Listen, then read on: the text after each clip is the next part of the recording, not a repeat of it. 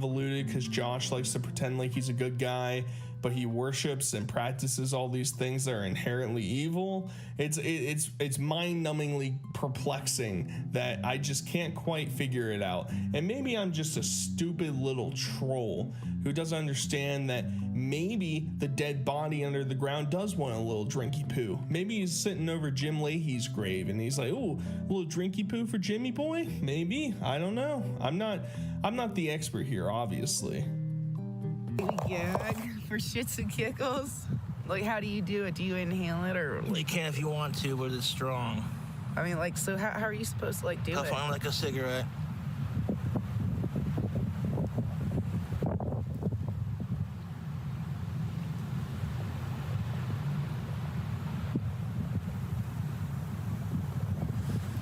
All right, I can taste the sweetness that you're talking about. That wasn't too bad. She has no fucking clue what's going on. I posted this on Twitter a couple days ago. She looks like she's dressed as the female version of Chris Chan. She's just missing the medallion at this point. We're in the end games, you know. We're gonna conjure up some sort of fictitious universe that we're all gonna be consumed into. And honestly, that'd be better than the shit we're getting at this point, because while I know it's not a fucking Angry Birds hat, that's what I'm gonna call it. I'm not in anime. I don't know the manga, all right? I'm missing out on all that shit. I'll let one of you anime profile pictures let me know down below. But Flappy Bird's hat, Chris Chan outfit, doesn't know how to smoke a cigar. I don't necessarily blame her, but I don't like that Josh is saying, yeah, you can inhale it. It's not recommended to inhale cigars when you're smoking them. You're only supposed to puff them into your mouth and into your throat and then release. You're not supposed to be sucking them into your lungs. That's horrible for you. And she didn't know what she was doing. No problem. I don't know what spicy ting he's talking about. It's all confusing, but once again, out of my elements here, all right? I'm gonna let Josh and Jessica just guide us through this mythical moment inside of the cemetery. Yeah, hopefully we'll see the little... Oh, look at that huge ass squirrel. Oh, he's not that big, but he looked kind of huge for a second. You got all kinds of critters and creatures and... Yeah, I want to know what that little birdie was that was darting by. He was so cute. I'm going to have to look up all, like, the kind of birds that you can see here. Would you say this is a romantic spot for a respectful goth picnic? Yes, Josh, and I wish we had enough time for a picnic. That would have been so fucking romantic. Like, have a blanket and stuff and a basket and... Your mission is to secure What do you mean by have time? You only have time. Neither one of you have a job. Josh wasn't even streaming this entire time. He made a couple videos here and there, but you're telling me that you couldn't think of, hey, when we take Aaron's car to go to the cemetery, maybe we should bring a picnic. And at the same time, I'd say, fuck that, because if I'm some elderly lady going to visit her husband who died back in World War II, and I'm just been grieving over it my entire life, and I have to see these two regards hanging out in the field, smoking and drinking and eating a fucking picnic on top of Eugene's fucking tombstone, I'd have a conniption, all right? I'd be fucking pissed. And maybe that's just me. I understand there's some cemeteries out there. There's one by me that was like very meticulously crafted. It has like a greenhouse built inside of it. There's walking paths you can go around. Now, it's still a cemetery, but it's slightly different than the one that they're in right now, where it's just tombstones and their face plaques and stuff like that. There are nicer ones that are mostly like mausoleums and like sprawling gardens you can walk through. I get those. I understand those. This one, not so much. Well, it's like, don't bring a fucking Ouija board into a cemetery that's haunted, and I'm like, fuck that. Really haven't used them since I was like Team capturing zone C. you know, all of my friends and have You're down, like, but never out. and they're like, oh, they literally said Elvis was in the TV screen, like the TV wasn't on. Friendly's but going I for was like, zone B. Elvis is not on the TV screen. Hi, Josh. Jessica's gonna do this several more times where she is telling these fucking ghost stories that happened in her life. For some reason, this one she chooses not to believe. All the other ones, yeah, those are 100% real. I 100% saw them. I wasn't in some sort of alcohol or benzo fucking delusion that I was fucking floating throughout my parents' house as they whipped me with newspapers as I walked by. That's definitely not what was happening on YouTube. No, I have seen a ghost, a Civil War ghost, out in the Pungo where I live, in his uniform. He was not on the ground. He was literally like, you know how the little white cloth ghosts float in the air. That's how he was. He was like in the air. He was in a walking position in his Civil War uniform. And everyone's like, oh, you're just high. Like, first of all, you don't see stuff when you smoke weed. You know, and I saw what I saw. And plus, there are plenty of Civil War, like, you know, graves out there. Definitely. So how would I not be able to see that? We're sitting around some pretty old graves, Joshy. Like that one is over 100 years old. Yes, it's amazing how history has preserved itself. Yeah. This is fucking mind-numbing to listen to. In case you're picking up a little noise in the background, you're like, what the fuck's going on back there? Well, they got something playing in the car. I can't validate for certain exactly what it is, but I've seen some people speculating that it's fucking Harry Potter that they're playing in the background as 3 full-grown adults drink liquor and talk about ghost stories at 4 p.m. on a Tuesday. That's the fucking shit we're dealing with here. And she's hallucinating, obviously, because I'm pretty sure she imagined that Pirate Island episode or movie of Scooby-Doo. That's what she actually saw. She saw a real-life Civil War general walking through her fucking living room. Yeah, I'm sure you 100% the rational person you are definitely saw that come to fruition. I mean, why would I ever doubt that? That would just be so silly of me. And then she's talking about 100-year-old graves. Well, 100 years ago was right after World War I. Right? So there's potentially tombs of people here, or graves of people here that fought in World War I, maybe died during the Great Depression, you know, around that time period. It's not like we're seeing Spanish conquistadors being buried in this fucking grave site. Jesus Christ. I love you, Josh. Zone A under assault. That's not a dick. Heads up. I'm detecting our sonar tech in enemy camp. I just wish we could go here at nighttime and like run around, like Start making some noise, agent. flashlights. Ryan crawled up right behind us right now. We're facing mission failure, agent. Does have Zone all secure.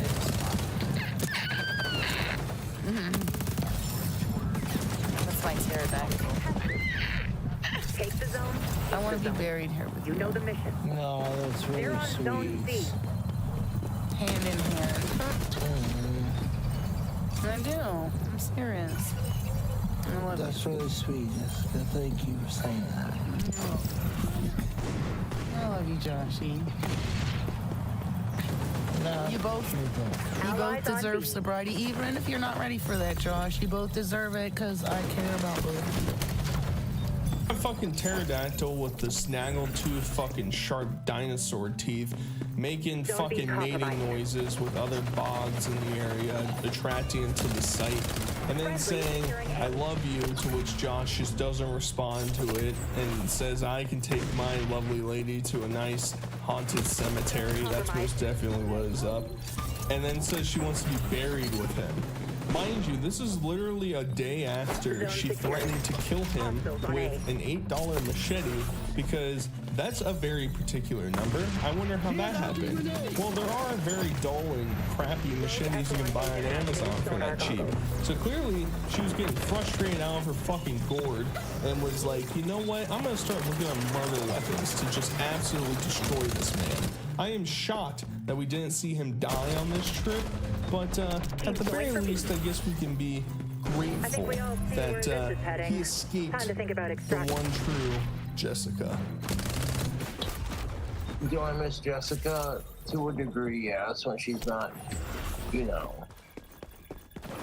Say what you want to say, though, but Jessica is a good woman, and when she has her moments like I do, people are telling me all this crap about Jessica, and I'm like, first aid? well, here's how I look at it. I have my moments too, and she freaking cares about me, so what do? Zone C is falling. You know? What do you do, YouTube, if you have one person that is really obsessed with you? The crazy thing is, I know Josh is really far gone, just a complete wreck of a life, but plenty of you out there have probably had situations that there was a chick that was really into you, you didn't reciprocate it, she kept trying to pursue, and you just said, nah, I'm not gonna pursue that. But in Josh's mind, he understands that he's at wit's end. He has no other options. There's nothing else to do except for Jessica. So what's he gonna do? He's gonna put up with the abuse. Her yelling at him and threatening to hurt him and hurt herself, probably to go on stream or call the cops and show bruises and say Josh did it.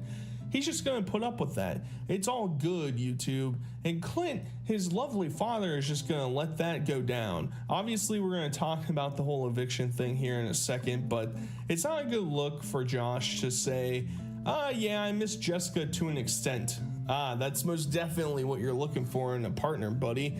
I'm not saying that you have to long after your partner 24/7 all the time, thinking about them nonstop. But if you're long distance and they left after spending time with you, I would expect you to say, yeah, man, I really miss her. Not Josh. He's finally getting some relaxation. Back to Chatterboy. Jesus Christ. Back to Chatterbait, boys. My birthday was kind of crappy, shitty, to be honest. It was beyond shitty. My birthday fucking sucked. And I don't want to get into it right now. It wasn't entirely her either. It was also my YouTube trolls, for that matter, but let's not get into that. I did not. Jessica just needs people to love her in her life, that's all. It's very apparent that she suffered some psychological abuse issues over the years. I'm not sure to what degree, but it's none of my business. Yeah, it's none of my business, YouTube. I know that we're allegedly boyfriend, girlfriend, but fuck that. Why would I care at all about her emotional well-being? I'll just let her thug that out. She'll figure it out on her own. She's smart, she's clever, and she doesn't need me. And most importantly, I don't need her. Why would I spend my time trying to dissect and help her with her mental health issues? Fuck that noise. I'm glad that she's back in Virginia and I could just fucking yank in the stankin' nonstop 24/7 without her. Thank you, Josh, for your $2.79. Hopefully soon. It would be nice to get my puff back. I miss my lizard. All will be revealed when the time is more appropriate. Domination. I'll take 3 objectives on your cool, OPSAC. Jessica, to Assault say them at your that, but she discretion. apologized and she made what she said was wrong. 3. And I apologize for what I did. Secure those capture And not zones. necessarily because of her, because of my YouTube trolls or assholes. Capture zone secured. But it is what it is. And I'm not trying to be a dick, but I suspect that Jessica has been in a lot of relationships that were super abusive and unhealthy, so that's all she knows. So her reaction, you know, is going to be to, she's not used to having a guy who cares about her. Friendly's going for zone. Don't worry, YouTube. Puff's coming back most certainly. He's going to show up right before Josh is about to move out. Perfect timing. He's going to say, I'm ready to roll, buddy. I'm back to life. More than likely, we're going to, well, we probably won't see a video of it, but Josh will probably find him dead underneath some piece of furniture somewhere and maybe have like a 5-second cry session, then probably bash a hole in the wall. That's the more likely scenario. And I love that Josh's interpretation of Jessica is, well, she's probably been abused the whole time, not the other way around. Not that she's been the abuser, the manipulator, the harpy, the devil in every relationship that she's ever been in. No. She's the one that's been wrongly treated. Oh, I'm sure of that. You know, based on how she's treating you, yeah, I'm sure that she was always just mistreated in the past. It can't be that she's never learned from her mistakes and is constantly replicating that on every other person she's come across. That would just be silly. You down, but never out. I don't want to marry You got Jessica until I'm in a much bigger place. Like, I don't want to marry anyone until I've built my clock tower dream house. Thank you. Here, when I gotta move because my trolls are fucking assholes, and I'm just gonna leave it at that. I will discuss these things at a much later date when I'm settled and everything is more, you know what I'm saying? But I've been taking the steps that I need to make it happen, Captain. Moving's gonna suck ass. I love living up here, but it is what it is. Yeah, a lot of people are saying that she's toxic for me, and quite frankly, I don't care. So Josh basically admits that he's never going to marry Jessica because he's never going to own a clock house, dream mansion, tower bullshit. Never going to happen. And I think if you could give him some truth serum, which wouldn't be that hard, because he keeps trying to say, I'm not going to tell you anything, and proceeds to tell us everything, not even wasted. I think if you gave him truth serum and said, hey, Alicia Rhodey wants to marry you, no strings attached, he would marry her right now instantly, no doubt. He doesn't like fucking Jessica. He doesn't want anything to do with her. He understands that she's toxic. He understands that she's horrible for him, and he just doesn't give a shit. He was so close to garnering sympathy from the trolls, and that has most definitely dwindled away. I saw it online. People were feeling bad for him because of what was going on, but he is consciously stepping foot into this territory, and fuck him. You know, whatever happens to him, he gets lobbed his head off, thrown out the window. Hey, that was his choice. He saw the warning signs and said, ooh, awooga, awooga. My dad is not mad that I have to move. If anything, we're just sick and tired of all the bullshit. You know what I'm saying? Like, I don't go out of my way to fuck with people. Friendlies capturing I have to move because my trolls are fucking assholes, and I'm just dealing with that. But I don't want to fucking move because I really like it up here. The building managers are really chill dude. You know, the staff here are amazing. The view is amazing.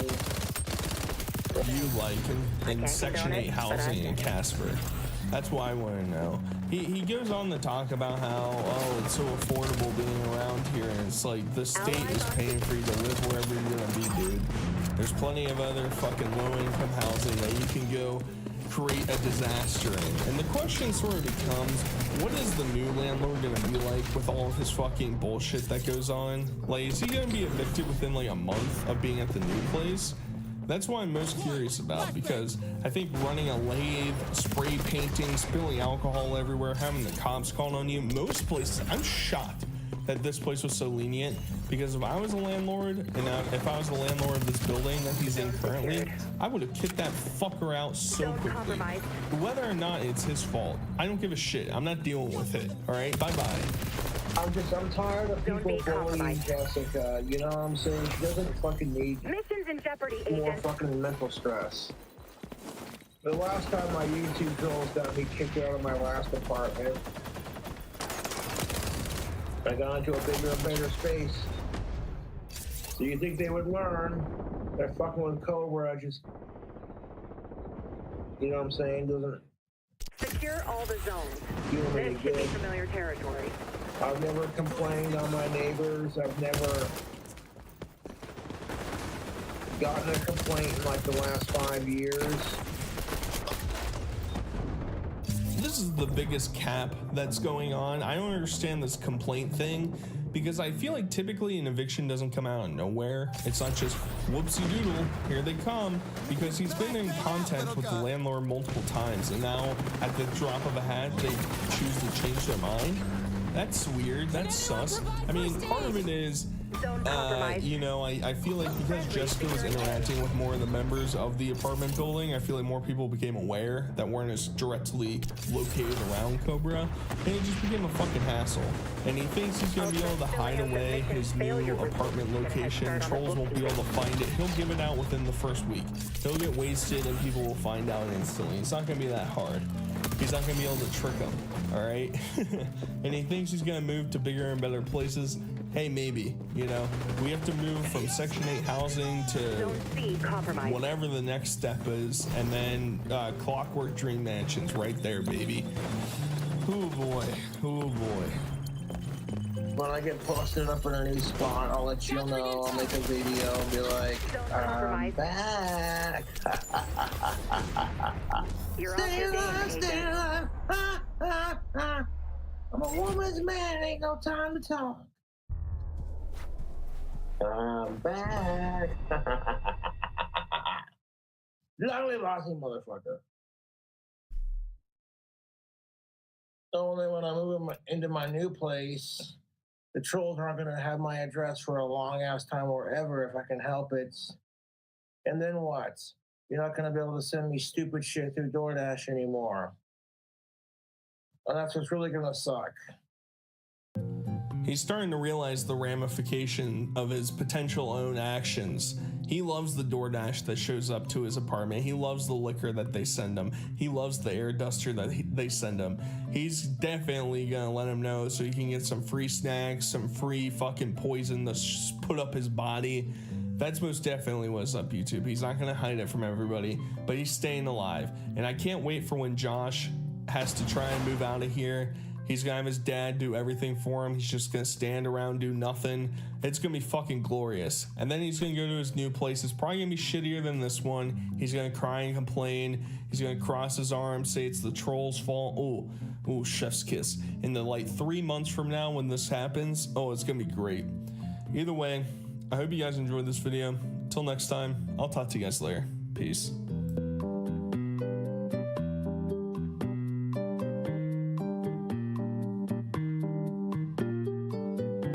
Would you end Ozzy to end sickos, dude? I would. And I love Ozzy Osbourne to death. I would take a bullet for that man. There are some allegations surrounding Jeffree Star. I don't know if they're true or not. But regardless, fuck sickos. Regardless.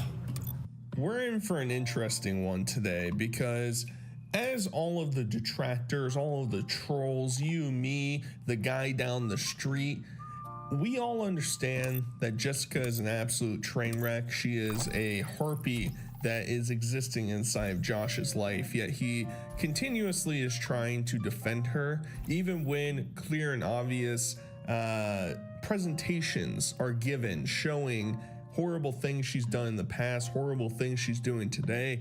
And he, I think, is starting to reach this point that he understands, well, this is it. That's all I got.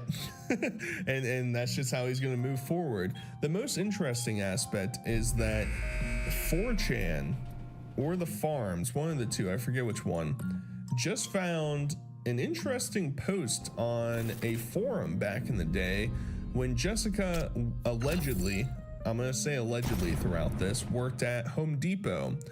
Now, we know that she is the queen of the bathtub currently, but apparently at some point in her life, she was exploring the depths of restocking shelves at Home Depot.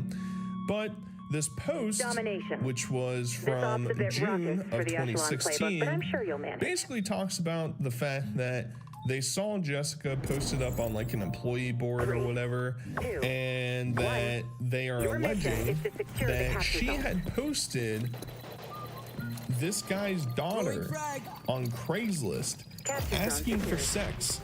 Now this girl was underage and she was getting harassed in phone calls and pictures and messages from all these creeps because Jessica put her information online. Now, what could possibly possess somebody to do that? That's so out of the ordinary for Jessica. What, being a vindictive asshole? No, that's ridiculous. I would never believe that coming from her. The likelihood is Jessica somehow interacted with this chick online in some regard, got pissed off, took her information, threw it up online to try and get revenge against her, I suppose. And it just so happened that she was a minor. It doesn't absolve any of the shit because it's grotesque. I had a friend in college who had to go through a very similar situation. Now, she was underage, but her roommate and her had a falling out, and her roommate thought, I'll just post her information on Craigslist and just absolutely ruin her social life. That's epic. That's very cool. Now, Josh, as we saw in the beginning, was claiming that he doesn't fuck with sickos. Sickos, I'm not down the clown with them. We're getting rid of that. Well, let's see if he actually lives up to this new information that is presented. Probably not. Probably not. He's probably gonna ignore it.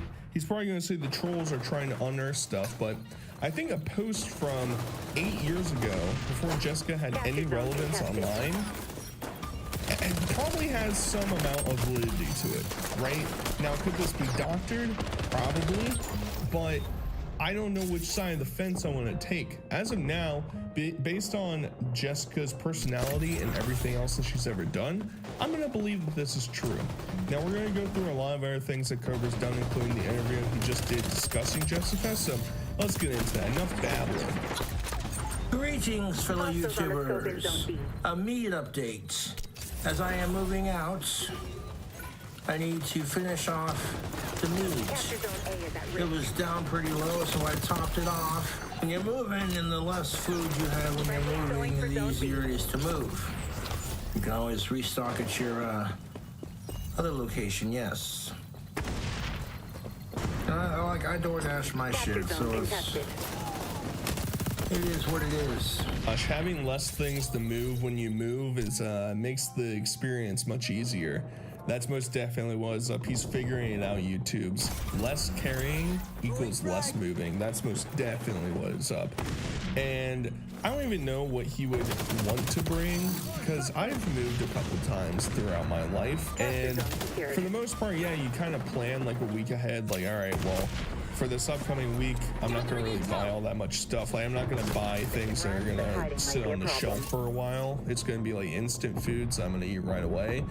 And then like the other things you might have left are like some condiments, you know, like maybe I could take that, but am I really gonna transport $20 worth of condiments to a new place I'm moving to? I don't know. I mean, Josh is in dire straits, obviously, so he might want to figure that out when he gets transported to his new location. Oh yeah, the King Cobra subreddit got deleted. Nah. Fuck the trolls. They can suck my fucking ass crack. Dirty flamingo fart fuckers. The subreddit is controversial among different sects of the commentary community of these locales. I kind of liked it because it was my main avenue of getting information. The downside was I had to go to Reddit. Yeah, I fucking hate going to Reddit. Reddit fucking blows. And you know, the community wasn't really at fault. I'm assuming that Josh went through a mass flagging campaign because it seemed like they had a couple backup subreddits that also got nuked. So I don't know where they're moving to now. It makes it a little bit frustrating. It's kind of similar to when Oldies Big Blade got kicked off of all these different streaming platforms. It's like, okay, well, how am I gonna keep up with him? You know, the further you get pushed into the back of the internet, the harder it is. I'm gonna remember to look up information. So subreddit's dead. Willie's dead also, by the way, so it's a very sad day. So here's the result of my food hack. I had to reheat it. But you're a pro. You'll bounce back. To do a review, I've already had like 2 of them. They're pretty good. Although I have not tried it with the sauce. It's like fucking shit, dude. All right. Now, I'm not one of those purists that is like, oh, when you have a hot dog, you can't have any char in it. You need, like, I don't know, maybe it's like a 40% spread of char on your wiener before you gobble it down. All right, because it adds an interesting flavor. The problem is his is a completely black dog. Don't know what's going on there. And he's covered it with toothpicks and fucking cheese and bacon bits. and he's gonna add some dressing on top. I mean, I don't know what I should be expecting from Josh anymore at this point with his food hacks, but I thought that at the very least a hot dog is something that I can get down the clown with if you're just gonna fucking make it messy. Add some chili to it, add a bunch of different toppings, onions, cheese, who cares? That all makes sense to me. But make the dog not black, bro. Come on. My girlfriend's a fan of Jeffree Star, so that's why I have it. And it's food.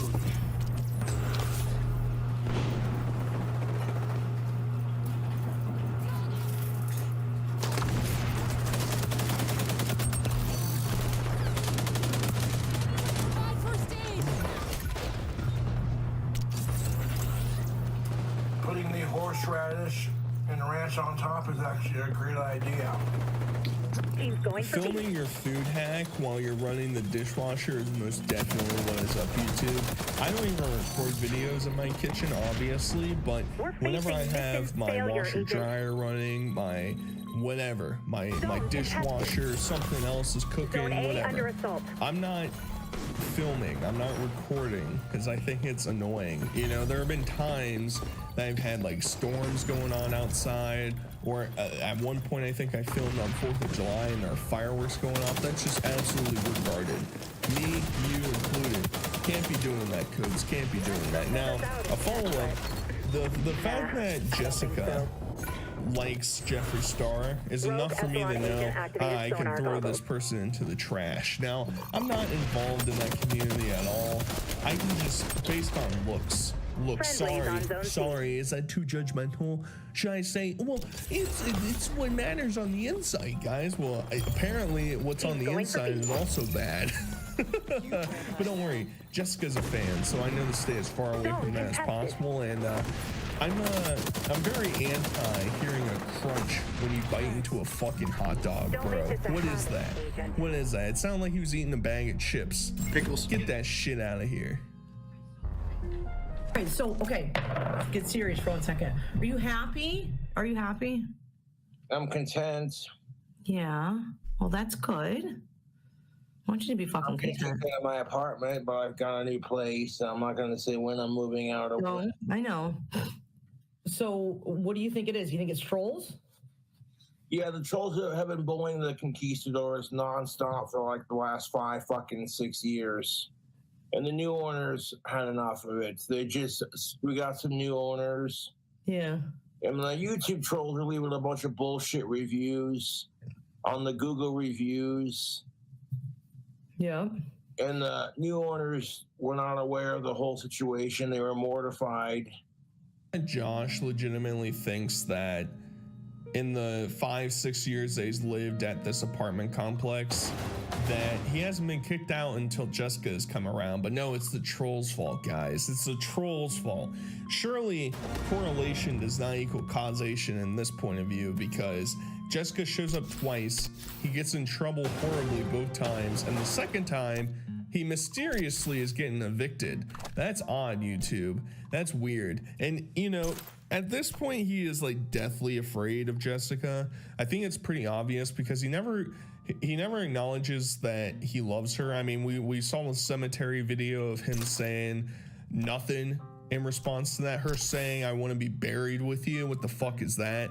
And he's only content with the relationship. He's content in the same regard that he's got a hole to fill, and that's about it, right? He could dig up the cut up remains of his sex doll, and I think he'd also be content with that point of view. Now, if you haven't kept up, there are speculations that Josh is actually buying a trailer somewhere.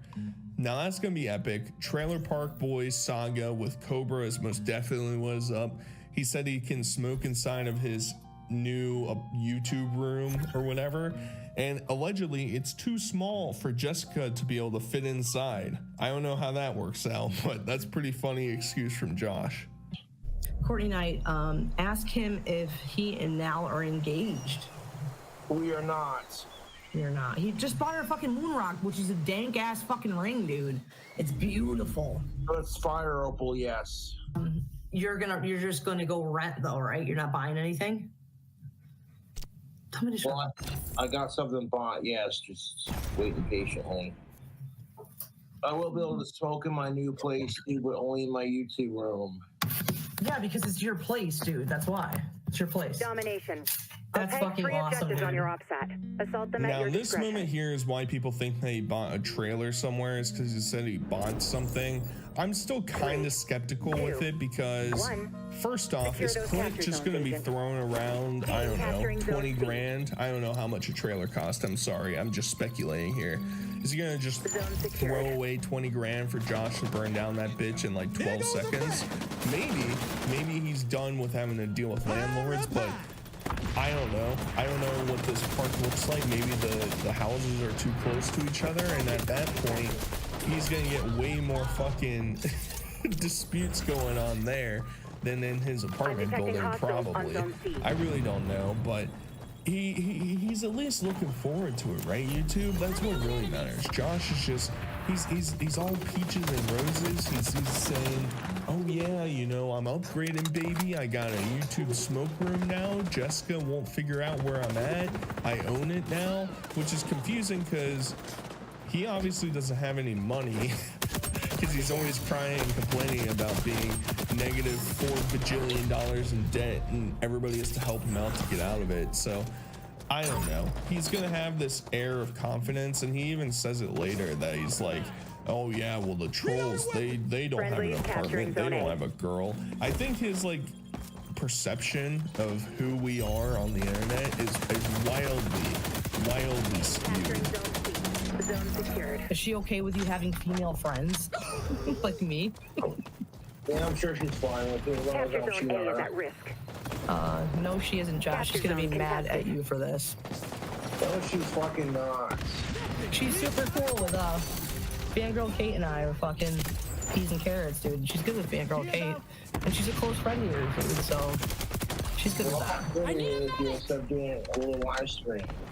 Yeah. And I stream with her all the time, so it's not like that's on her channel to help her channel grow. Yep. So everybody here just has complete amnesia. I remember the first visit with Jessica. She was having a fucking conniption over Fangirl Kate in chat. She couldn't stand that bitch. She banned her like instantly. She doesn't like the idea of Josh associating with other females because Jessica is ultimately so in the doldrums with everything about her. She has no confidence in herself. I mean, all of these things that are detriments in her eyes are kind of valid at the end of the day, so I see where she's coming from. But she proceeds to go on and call Josh repeatedly throughout this stream because she's crying, complaining about things that they're talking about. And, oh, why don't you care about me, Josh? She's like the most jealous person in the entire world. And it's like, if you're going to be jealous, you have to be hot, right? There has to be a counterbalance. You can't be ugly and also be jealous. That's just like a fucking Devil's 2. We're about to roll the third strike. I wasn't with me at the moment, though, but she does want to move to Casper. Really? She wants to get her own place and move to Casper so she could be closer. Jessica absolutely adores Casper Wyoming. She does? Good. Capture zone She's A like, is at it's a really risk. pretty town. I'm like, she sees what Detecting I see, you hostiles on know. zone C. And yeah, comments like you, Micah, Mayhem. Her trolls and my trolls have all been trying to break us apart. I think All I so. can do is just keep trying. I also just want to make it clear, I think Courtney is unbelievably annoying. Unbelievably annoying. I can't stand listening to her, and yeah, just the fact that anybody believes that the trolls are trying to tear these two apart, there's some truth within that, but at the same time, maybe that's how it was at the very beginning when she showed up, but now people are genuinely trying to say, hey man, you're actually destroying your life. The more time you spend with her and the longer this goes on, the worse your life is going to turn out. But he's never going to believe that. And even if he does kind of believe that on the inside, he doesn't have a support system around him that's going to be like, hey Josh, this chick absolutely fucking sucks. And not just because she has a cam girl pass. By the way, don't look that up. All right, I accidentally stumbled upon it. It was a nightmare. It was an absolute nightmare. I'm having fucking shivers thinking about it right now. But it's not just because she sucks, she also blows. Way too seriously, and I'm working with her on that. That's not a bad thing, because I used to be just like Jessica in that respect. I get way too fucking, like... You can't hide now! And I'm like, these people on the fucking internet, who gives a shit what their opinion is? Yeah. That's just the attitude you gotta have anymore. Bill RU says, Courtney, did you hear the audio of their last fight? That is some messed up shit. There's audio of your last fight? Because one of my fucking fans called me and Jessica answered my phone and she was drunk. That's pretty much how that went. Okay. And I asked her, why the fuck are you answering my phone? I don't go through your phone without permission. Like, I'm trying to be a solid boyfriend to her. And she's so used to, like, being abused and treated like shit. That, like, and that's the thing of it, I've come to realize is that the people you date create your dating behavior patterns to a point. And that's nothing against Jessica by any stretch of the imagination. But like when you're used to being treated like shit on a dating scene, you're gonna act a certain way because like mentally you feel like you don't deserve it. Zone A under assault. When you're treated like shit, YouTube, you're gonna threaten the love of your life to just take them out in the most blunt action, gruesome way possible. That's most definitely what is up, and you just don't understand love, trolls, right? Get that shit out here. Also, that's not how the fucking fight was recorded. She was live streaming because she live streams literally everything in her entire life. Her brain is the size of a fucking raisin, so she can't understand when she has her audio muted or unmuted, and she left it unmuted, maybe intentionally, who knows, and then proceeds to go into the kitchen and argue with Josh about a baking grease pan and then threaten to kill him. That's most definitely what is up, YouTube, and he's trying to blur the lines of what was actually going down, but we all know that she is just trying to control every aspect of Josh's life, and he hates that. He hates that his life is ruled by Jessica the troll. Jessica threatened Josh with a machete. Did she threaten you with a machete? No, she did not. She was threatening someone else. Oh my god. People like to fuck with her nonstop, like they like to fuck with me, and you know. Yeah. The thing is, I don't expect to have a supermodel, you know. I see what I look like. Yep. And that's why they attack me for it. Gia says that, does Cobra want to have a child with Jessica? You're about to win this, agent. Stay focused. You paused! You paused! I paused? Yeah. What the fuck? I didn't... Did you hear what I said? Yes, I did. So Josh goes on the claim and say that he doesn't want to have a kid with her. That's not what's in the cards. We've heard him say he doesn't want to get married. He doesn't want her to move in until he has his clock tower dream mansion, which is never going to happen. So we're all spared from that, but I still don't think that is going to prevent Jessica from trying to get pregnant. And that's going to be the biggest nightmare that will ever come to fruition. That's everything that we are all afraid of. And it's always cute whenever Josh is trying to explain the aspects of Jessica that he likes, and I guess he likes the fact that she's not a supermodel, so I'm not expecting a supermodel. You know, at the very least, whenever you're in a relationship, well, your heart should tell you that you are dating somebody that's the most attractive person that you are ever going to interact with. And at the very least, you should try and lie if you don't actually feel that way, right? You know, try and save their feelings a little bit. But Josh is incapable of showing that amount of empathy for somebody. So you hope for the next one that doesn't get scared off. And I'm not saying she will get scared off. I'm not saying anything. But that's just my perspective. People are sitting there fucking getting me kicked out of my flats and fucking scaring off chicks that I try to hang with. And it's stupid because they don't have their own flats and they can't get girlfriends. They spend all day hating Cobra. It's not, he just rubbed me right here and bit me on the wrist. Ollie. That's what they do, they mark you. Why? Oh, yes, you don't like that. You don't like. Everyone keeps saying like 124.30. She does something. Please, your fucking claws. Here, let's get the blankie on the back of your claws. She's not doing anything, dude. They're fucking assholes. You're fine. I guarantee you nothing happened. People are just trying to fucking like make it into a bigger deal than it is. Yeah, they said like 124.30. So she does something. Y'all said that she punched this cat, dude. Like y'all said that she punched a cat. I don't think she would punch a cat, to be honest. All right, 145 now. Y'all are fucking killing me right now, dude. Y'all are full of shit. She never punched no cat. Mom loves the ring. All right, 144.50. Eat shit. Let's go. Eat shit. Exactly. I trust you, Jessica Mesca. Let's do it. We're here. We're at the fucking point. Fuck Jessica Mesca. Where's the proof? Y'all are saying that there's some fucking shit that's gonna happen right now. I've watched so much of this broad. She just fucking sits in her room, dude. I was just petting you. Dude. I highly doubt that Jessica would intentionally smack her cat. Are you out for blood? Like you want me. I don't want you near me. I think This off's a bit raucous for the Echelon I playbook, don't but I'm want sure you you'll near me. manage. She wasn't abusing it. Yeah, She you picked it up by its mine, dude. That's how you're gonna do She it. shouldn't strip the cat though like that, though, dude. You That's fucking it. lucky you had a sweater on, secure dude. the capture I'd zone. fucking send you to SPCA right fucking now. So now we get into the trolls are at fault for everything and the whole cat thing, because I guess Courtney likes cats or some shit.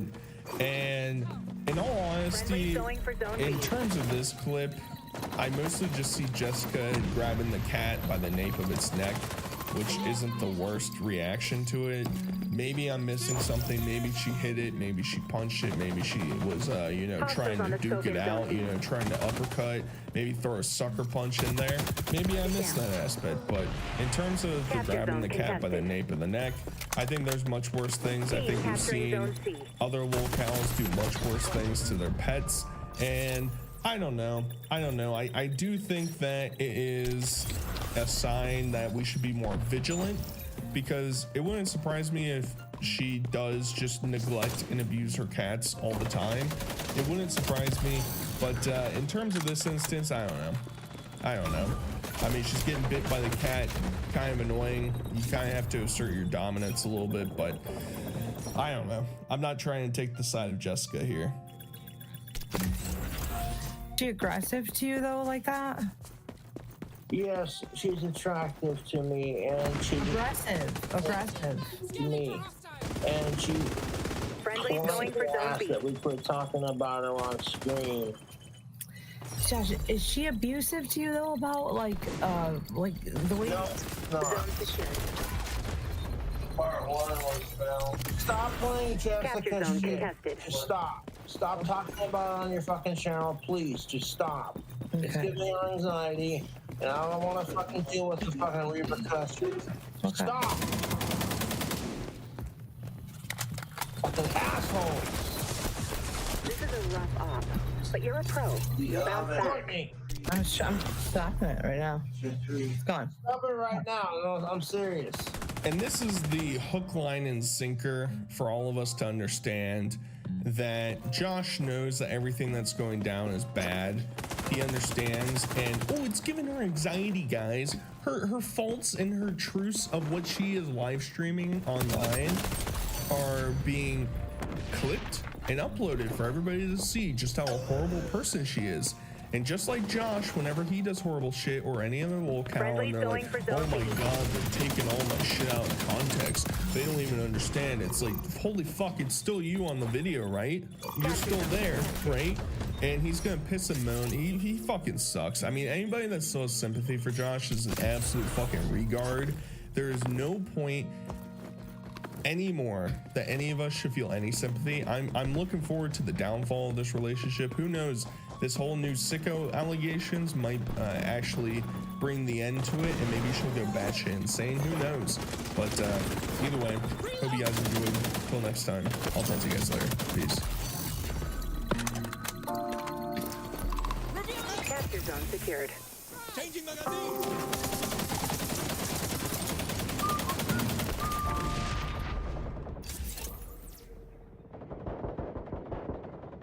where I'm so used to being criticized and critiqued and made fun of and bullied my entire life. So automatically I expect myself to be perfect and for things to go perfectly.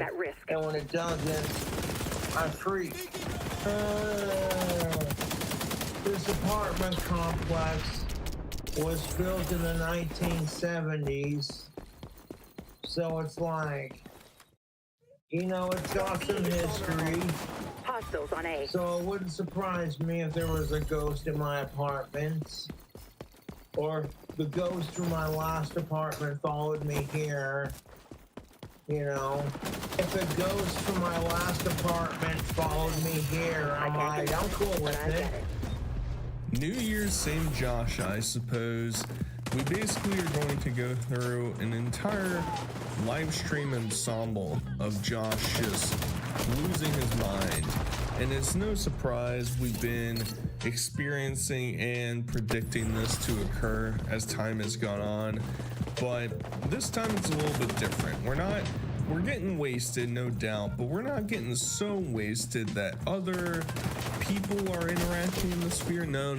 Josh takes all the anger and condenses it into his 3-inch by 6-inch size phone inside of his hand. That's where all the anger is just expelled, and he destroys the damn thing.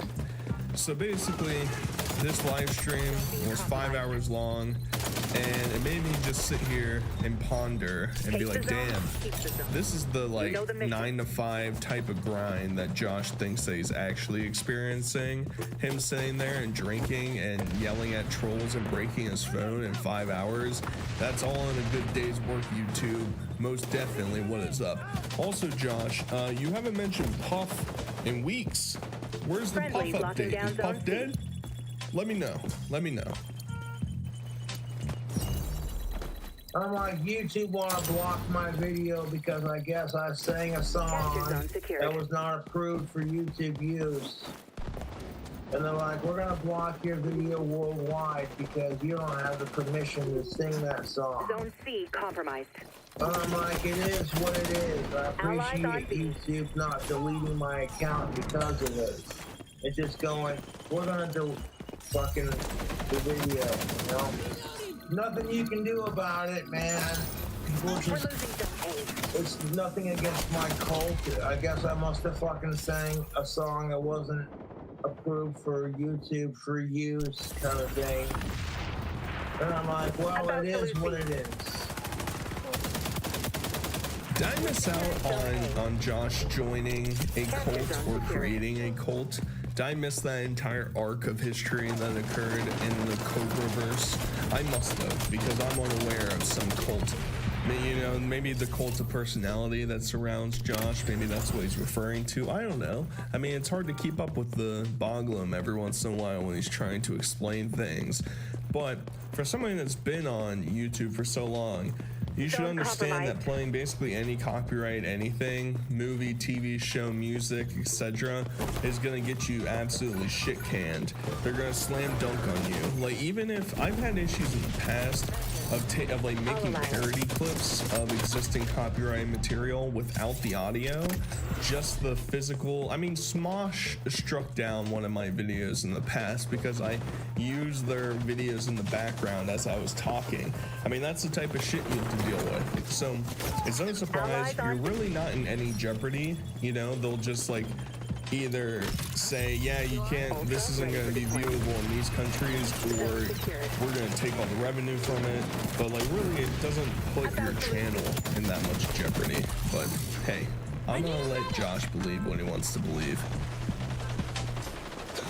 But this morning I got a call from Jessica, and she literally told me that my YouTube trolls mass flagged her GoFundMe page, and now her email and her account are completely banned from the website.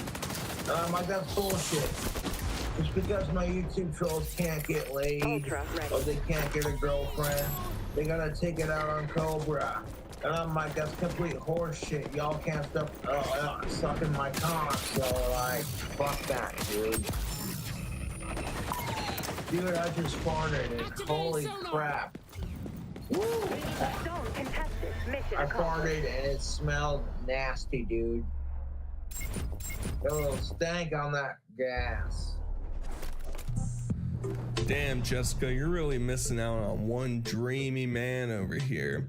And I think most of the trolls have come to the decision that Jessica is basically just trying to use the Cobra verse as like a clout ladder that she can climb, because while it seems like there are some overlapping interests like doing food hacks and drink hacks and just getting wasted, it doesn't really seem like there's an authenticity behind it. It seems like, I can make some money and I'll fly out there maybe, and I don't know, hang out with Josh. Who knows what would happen there? Two stinky ass homeless people just like congregating inside of, I mean, that would be an excellent live stream, no doubt, but I think most of the trolls have come to a conclusion that it's not authentic. It seems like a scam at the end of the day. But hey, maybe she can recycle some of those cans of those drinks that she's drinking out of and collect a few shekels to get on top of the plane, and you know, maybe they can throw her in the cargo bay and save her $100. Who knows? It says shekels, not really realizing it's an anti-Semitic trope. I mean, there's options out there.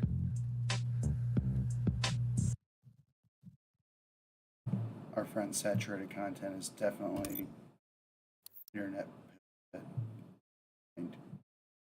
Right. Hey Siri, put phone on Do Not Disturb. Okay, Do Not Disturb is now on. Jesus fucking Christ.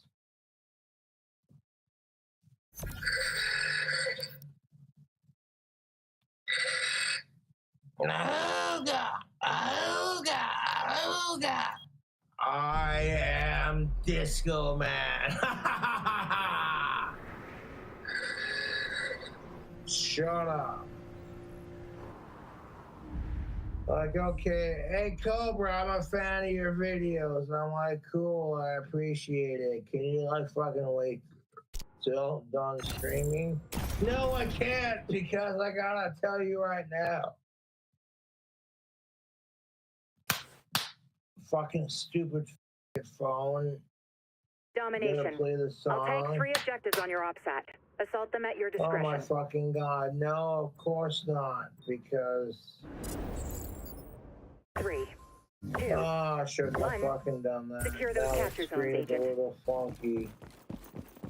We'll quit smashing it. while Friendlies you're capturing Zone A. ahead. God damn it! Go make some friends. Setting a box line. I don't Capture zone want to secured. fucking talk to you when I'm streaming right now. Procs ready Fuck for off! Friendlies going for Zone B. Yeah, I ruined my fucking screen. God damn it, I shouldn't have lost my fucking temper. I'm gonna have to fucking get a new phone. Is doing this crap, and I'm like, well, that's my own damn fault for smashing it. I just got my fucking phone set up. And I slightly lose my temper and bash my phone. Priming them on. Shut the fuck up. Capture zone contested. Think back to the Clint interview and just think, man, I'd be so proud of Josh if he were my son. You know, these are the moments, these are the highlights that it's just like, I raised him so well, and he is just taking life by the horns. He's becoming a man himself. He's such a strong character in life. And then at the same time, you know, you come back and say, well, if I was in this situation, yeah, I'd bash my phone too. That's a completely normal response of a human to do. It's like, Josh, it doesn't register in either of these two regards' brains that, hey, you know, this man is not capable of existing on his own. He's not. He's this deranged, alcoholic, brain-dead lunatic who is posting shit online consistently, and everybody within his family sphere and his friendship sphere want to pretend like he's just misunderstood. You just want to get it, you know. And I'm sure that's probably what half of the serial killers that have been convicted have also been claimed to say by family members.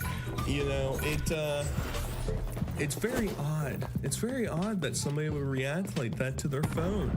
I mean, I've been frustrated with technology before. I've held my phone and it's running really slow and it's not doing things right. I've squeezed it a little bit harder. But I also understand I'm holding something that's worth hundreds of dollars in my hand, and I'm not gonna take my hand, which has no rings on it, but hypothetically with rings on it, and bash the glass screen, yeah, you know, fragile material, bash it with a hard material, which is the rocks on your rings, and then be shocked. Oh my goodness, I can't believe it. I just destroyed my phone. How did that happen? That's so crazy. But don't worry, Clint's on your side, Josh. He's gonna say, well, the trolls made you do this. If I was in your shoes, I would have just blown up the entire apartment building. What else is there to do when the trolls are calling your phone? You might as well just, you know, take the battery pack out of the back and light it on fire and just huff the fumes that come out of the battery pack. I mean, there's no other solution. There just can't be. And I think it's cute that Mr.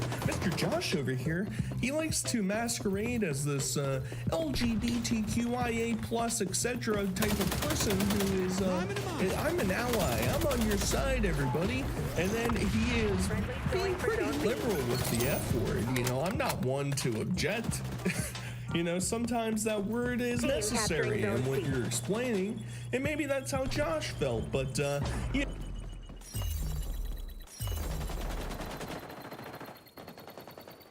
Hello, my name is Greg. I'm calling from Jonestown, Pennsylvania.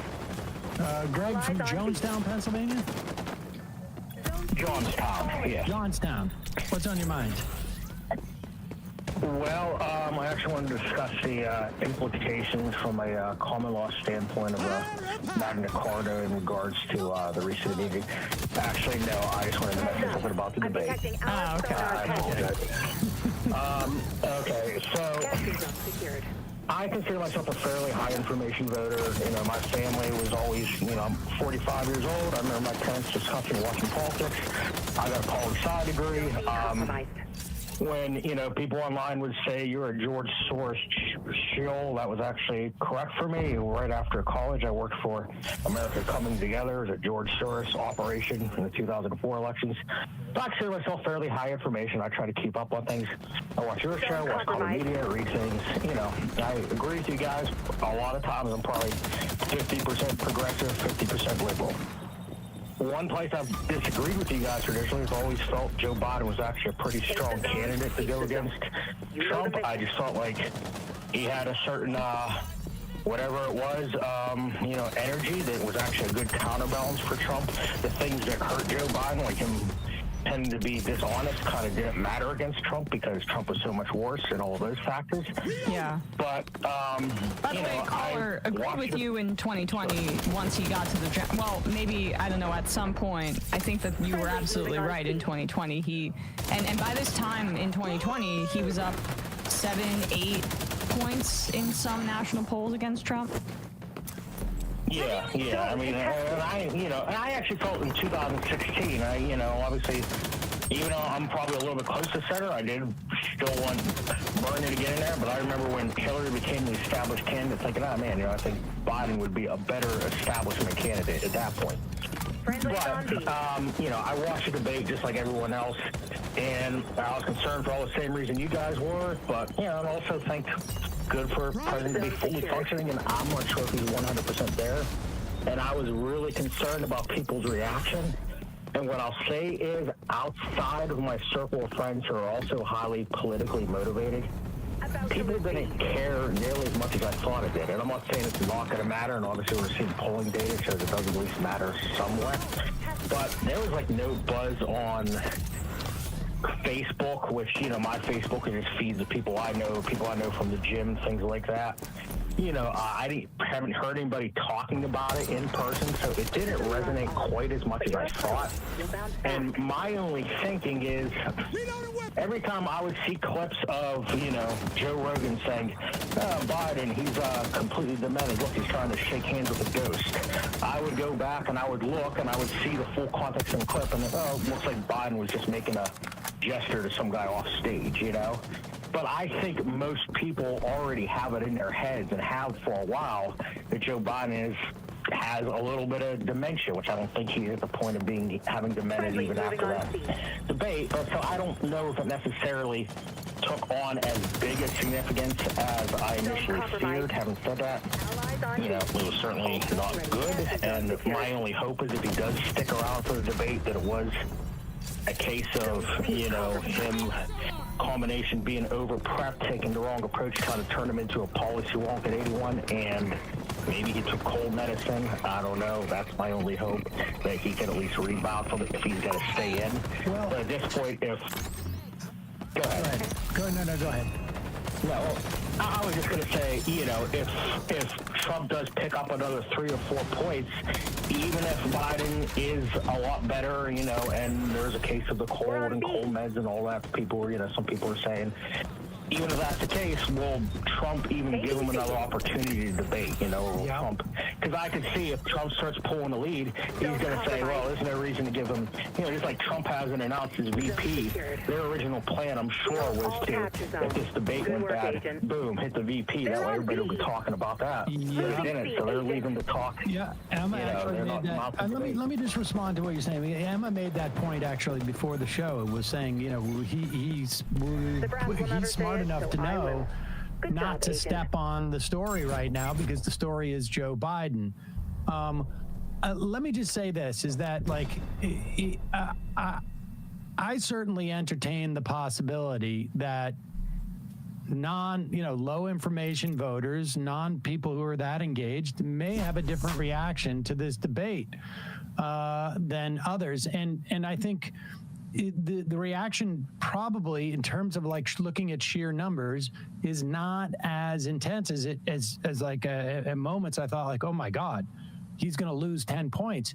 I think there's a lot of people who will vote for a can of beans against Donald Trump. It doesn't matter whatsoever. But I think the point is ultimately is that he's lost. It's clear from the polling that the debate not only did not help him, but at least marginally hurt him. And there is no evidence. This is the thing that really strikes me. What you could be saying about his performance in the debate, what could be theoretically, okay, let's be as generous as we can here, a function of he said, I've been traveling around the world, his clock is still messed up, and he took cold medication and poorly prepped and all this. If all those things were the case, and he comes out on Friday and he does, what do you want, 2-hour press conference, hour-long press conference, takes a bunch of questions, extemporaneously shows that, okay, that was a one-off, then I think you'd have some, a little more substance to that argument. But it's been now almost a week since the most disastrous debate performance in the history of debates.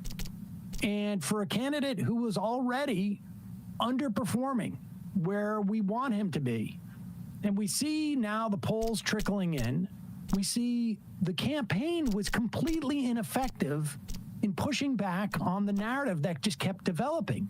And they didn't reach out to lawmakers, they didn't reach out to the leaders of the party because of either A, incompetence, or B, they couldn't do it confidently. And so it is a calculated guess that there's something that is a little bit deeper going on with Biden, that he doesn't have the skill set to go out and campaign, and certainly not to go out and campaign with this type of sort of narrative deficit. he can't seem to overcome it. Appreciate the call. No, I would. I mean, no, and I largely agree. Appreciate the call, and I appreciate the work you guys do. Thank you. Thank you. I mean, I think both what you're saying and what I've been saying and what the caller was saying can be true as well, which is that I think we could maybe reckon with some of our own insulation. Like at least I was more dismissive about that Wall Street Journal report about his cognition because the sourcing was weird. It didn't necessarily seem like the anecdotes were that concrete. And a lot of the complaints on, say, Fox News were about how he's only using a teleprompter at these fundraisers. Well, I'm old enough to remember the teleprompter obsession with Obama and with Hillary. I mean, this is something Fox News engages in regularly. I'm kicking myself for not being more critical in that way, I think. It also could be that the general public already thinks he's senile and doesn't want to vote for him because they see the videos on TikTok or people whatever. Were not prepared for what they saw on Thursday. I don't think that is true. I'm just saying I was open to the possibility that had already been in some way a part of like the apathy towards him. Yeah, but of course, this was historic, and that's what we've been trying to say all week.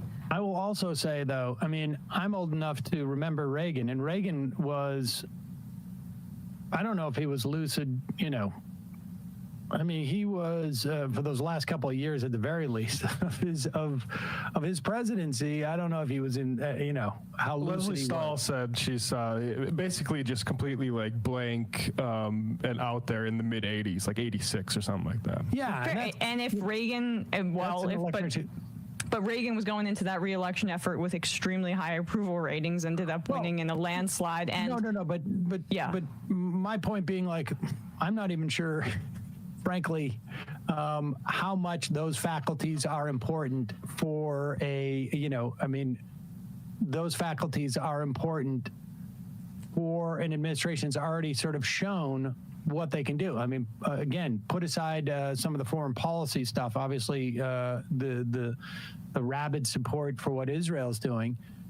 Domestically speaking, I like the Biden program. I would like it to have been more successful on Build Back Better, but broadly speaking, best presidency in terms of material benefits and changes, and even when it comes to support of labor and antitrust and appointment of justices of judges rather.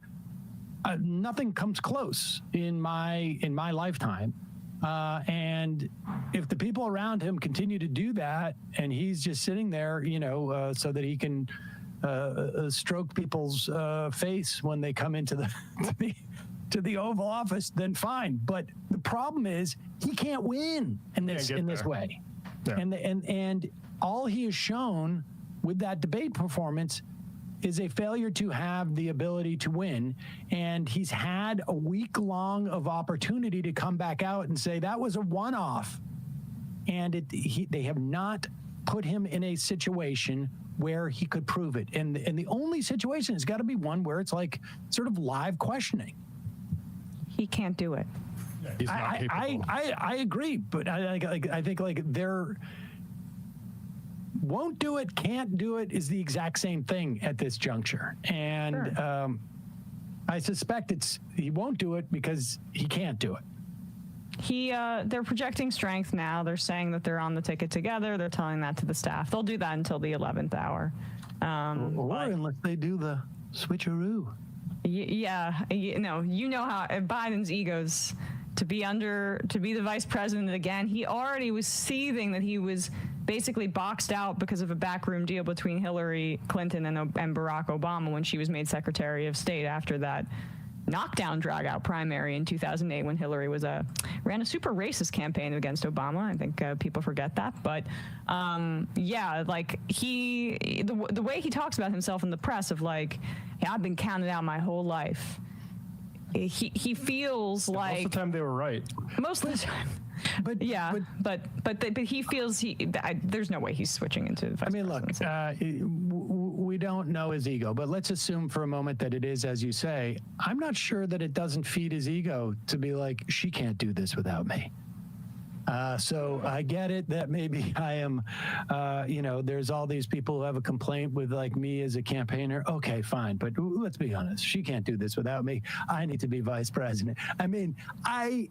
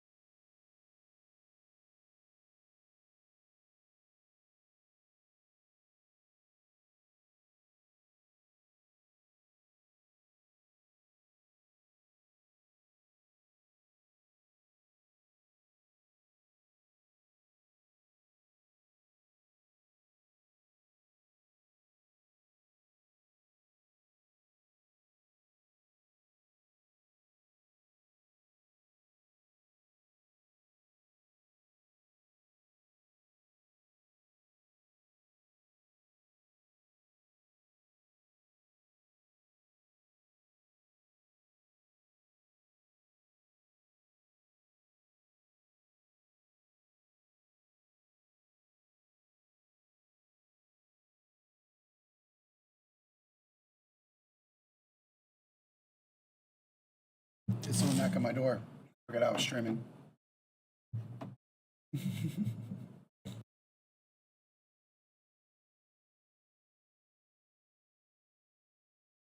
That was super weird. I just had someone, a very young woman, knock on my door and said, "Is there anything I can do? I owe my mom $15." And that was so, I was like, "I have no money, please, no, go." And they're like, "No, it's okay." And they seemed super nice, but that was super weird. Imagine living in a complex and then just going door to door, being like, "Is there just like," I don't know if I was being like, if she was talking about something, which is insane. Who does that?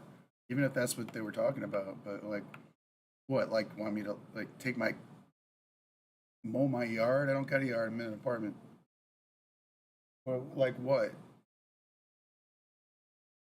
it's weirdest thing ever. This apartment, no, I'm not talking to anyone. I'm just talking to myself. But I live in a complex, and people will come knocking on my door, and I'm like, because my first instinct is like, what is that, the building manager?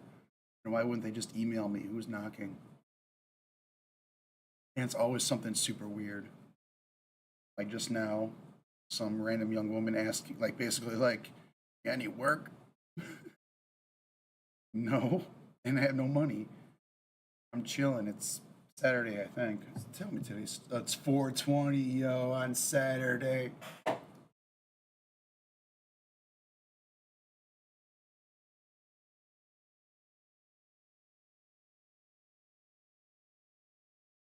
Okay. Yeah, but the first time this happened, it was like some dude. I'm not sure where he was from. I couldn't really recognize the accent. But I'm thinking. I don't even know. But I'm pretty sure it was like one of those alpha male dudes, and was like trying to get me to come to like this like thing about health. It was super weird, and like I'm like, no, I got my health, okay, I'm good. Then he like looked at my body, and I'm like, you are so bad at this. Whatever you're doing, you're really bad at this. And I told him, no, bye.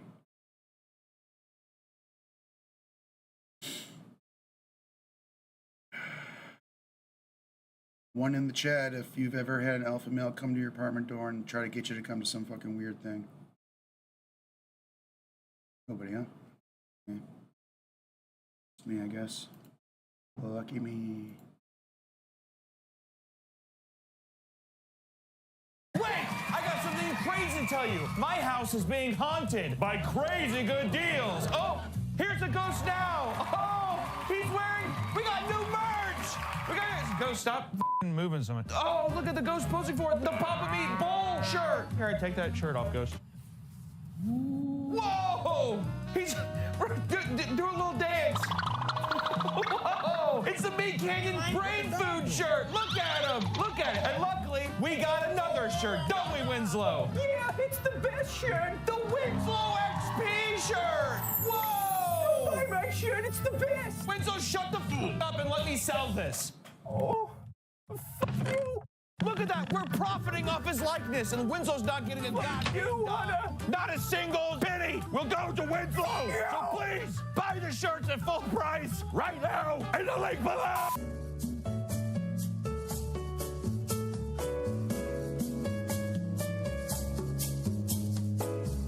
Welcome back to the Papa Meat channel. How you doing? How you doing? Come on in and sit on down because today we're talking about human pets. That's right. You have a little doggo in your house? You got a little kitty cat? Meow. You got a lizard? I hate when people have lizards and shit. Just have a dog or a cat. I got tarantulas. Freak. One thing we love to talk about on this channel is the F word. Because I don't think we can say this word in the first 30 seconds or else YouTube will kill us. The word's fetishes. We're at like a minute now, so hopefully if not, just bleep it. I don't know. People that become attached to certain things, right? Whether it be diaper play, smashing diapers in a giant bathtub, or maybe it's eating too much and you get your kicks out of feeding people. I don't know. But today we're talking about people who want to be animals, but more importantly, they want to be pets. They want to be under the control of somebody. It's more specifically called pet play. That makes me think of Petco, like an animal store where you get food. So what exactly is pet play? Butter dog, the dog with the butter dog. Pet play is a form of role playing where participants take on the persona of animals while engaging in behaviors and activities associated with their chosen animal. You ever want to be a dog? Actually, yeah. When I was in 8th grade. You wanted to be a dog when you're 8th grade? I didn't want to go to school, so I was like, I'm going to be a dog. Which this can include dressing up in an animal costume, using accessories like collars and leashes, mimicking animal sounds and movements, and having a handler or an owner. So you know, just encompassing the vibe of a house pet, whether it's a nice kitty cat, a doggo, maybe a bird. Do people have cages? Someone has a giant bird cage? It's not very common. But I'm sure there's someone out there. I'm sure there's somebody in pet play that has a giant bird cage. I didn't find any. Pet play is part of the BDSM practices and similar fetish communities, but is not exclusively sexual. Boy, oh boy, we've heard this one before, haven't we? Boy, oh boy, we've danced around this before, huh? Yeah, it's not exclusively sexual, but it can be. Yeah. Wait, today's video is sponsored by Fume. We all have our bad habits in life. Hell, I've been playing a lot of Magic the Gathering lately and spending a little too much money. Shame, shame. But Fume is here to help me leave all my bad habits behind. Fume is an award-winning flavored air device that helps you say bye-bye to bad habits and say hello to healthier living. Fume doesn't use vapor, nicotine, or toxic flavors, making it a great guilt-free alternative that you can take anywhere. Plus, you can reach for the device anytime you need to calm your anxiety with their movable, snappable magnets. I'm sure you're thinking, it's air. What could it taste like? Let me tell you. Fume has an array of core flavors, but they just came out with 3 new ones. Cinnamon Hearts, Spearmint Ice, and Black Licorice. Orange Vanilla used to be my favorite, but Spearmint Ice has a sweet mint taste that I just simply can't refuse. Fume has served over 300,000 customers, and you can be the next success story. For a limited time, use my code PAPAMEAT to get your free Fume base when you order the Journey Pack. It's the all-new magnetic stand for your Fume device. Head to tryfume.com. That's tryfum.com and use promo code PAPAMEAT or scan the QR code on screen to get your free Fume base when you order the Journey Pack today. Thank you to Fume for sponsoring this video, and back to the video.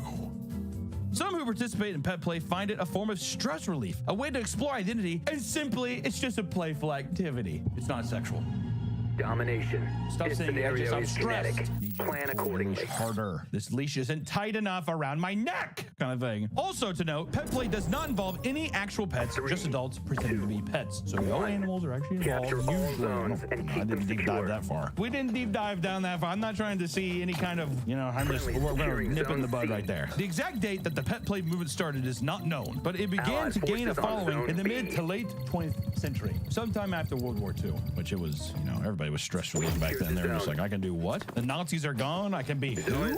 Woof woof. Am I right? Before that, though, some ancient cultures incorporated animal masks and costumes in religious and cultural ceremonies, suggesting a long-standing fascination with animalistic behavior. People have always been kind of obsessed with being little doggos, right? But it wasn't really until now that people get to actually be one, right? You can ceremoniously be one. You can embody the energy of an animal, but now I actually want to be a fucking dog. It's not sexual. I'm not hard. Don't be so pet players want to embody the animal to such a high degree that they will do anything in order to enhance that experience. By immersing themselves in these roles, they lose their identity and become one with their animal. They get to discard the annoying person they are. I was gonna say the annoying goth girl, but then I was like, what does she look like? Hey, let me shake hands with that person, right? And I don't give if I'm shaking Paul. So I want to see goth girl. Whoa! People get to be like, during my regular day, I'm an accountant at H&R Block, but when I go home, I'm an owl. Probably owl's not a good. I'm a parachute. Birds really aren't that common of pets. I should have just said a bulldog. But when I go home, I'm a bulldog. And you're probably asking yourself, why would someone do this? We ask ourselves that in almost every fetish video, but it's worth asking. Why would people do it? And some people say it's an escape. It's an escape from everyday responsibility. Which who doesn't want to do that, dude? Alcoholics say that's their escape. I jerk off to escape. You get home, you drop to the floor and pretend to be a dog for the rest of the day. And dogs don't have any worries, right? When I get home from work and if I put on my dog collar and I flop to the floor, I'm just like my pupper who doesn't have any worries. And now, neither do I. Do you think pet play people have their own animals? And do you think that they talk to them? During the day, I can't understand them, but when I'm in my pet play, I can communicate with them. Well, that's a thing. They're kind of like Oh, so even when they're dressed up in their normal clothes, they're like, I have to have these human clothes on me, but I'm still a dog. Okay. It can also be therapeutic for some and a way to help with social anxiety. Pets get groomed, they get their belly stretched, and they even get treats. The stress just washes away with an animal sometimes. That's why I'm an animal. My pet plays an iguana. I go outside, I'm naked, I just lay on my driveway, I bake in the sun, and then I get melanoma, which is cancer. Others claim it's a form of self-discovery. As a human, people judge you and criticize you, but as a dog or cat, you don't have to worry about that. Instead, you're too busy thinking about being a puppy or a cute little kitty cat. So you let loose and just you enjoy being free. Easy way just to let things slide off your shoulders and just say, hey, I got time to lick my balls. There's so many, dude, if you're a real pet play too, I just want to say you better be taking yoga. If you're taking a shower standing up and you're not licking yourself, you can't do that play right. I want to see a guy get down and do that cat leg stretch, almost like touching the moon, just straight up, and then just start licking. I'm like, God damn, dude, I think you got it cleaned up. I hate when a dog is either closing their eyes, you can tell like they're really into it. They're like, but I also don't like when a dog's like, either way, it's never good. I'm always just like, do that somewhere else, dude. I don't know why too, but it's always when you're like, I've been at work all day. I'm gonna just sit down and I'm just gonna watch Big Bang Theory, my favorite show. And that's whenever their happy ass comes in, plops on the floor, and you just start watching. You're hearing children saying bazinga, and you're also hearing this fucking fur baby lick his balls all night. Fucking annoying. And of course, we do have the kink aspect to it, which is like 90% of pet play. Right? No, we said it isn't all sexual, but it's pretty much all sexual. Within the pet play community, there are pet handlers and owners. Much like in the feeder community, there are feedees and feeders. So it's starting to make sense. Starting to connect. I mean, what is a pet without its owner? It's not a pet, it's just an animal. And animals don't have souls. All dogs don't go to heaven. If a dog doesn't have an owner, it's going to hell. Or it's going to go into it's black after you die. If you're that kind of black. It's all black and void. What the hell do you think I was saying? And this is where the BDSM comes into play. This is my puppy. So I actually own this one. This one wears my collar. All the Eskimo kisses on the leather jacket. I want to know what punk band they're part of. This is about every ska band I've ever seen. Is this Real Big Fish in front of me? Look at that. See that smile?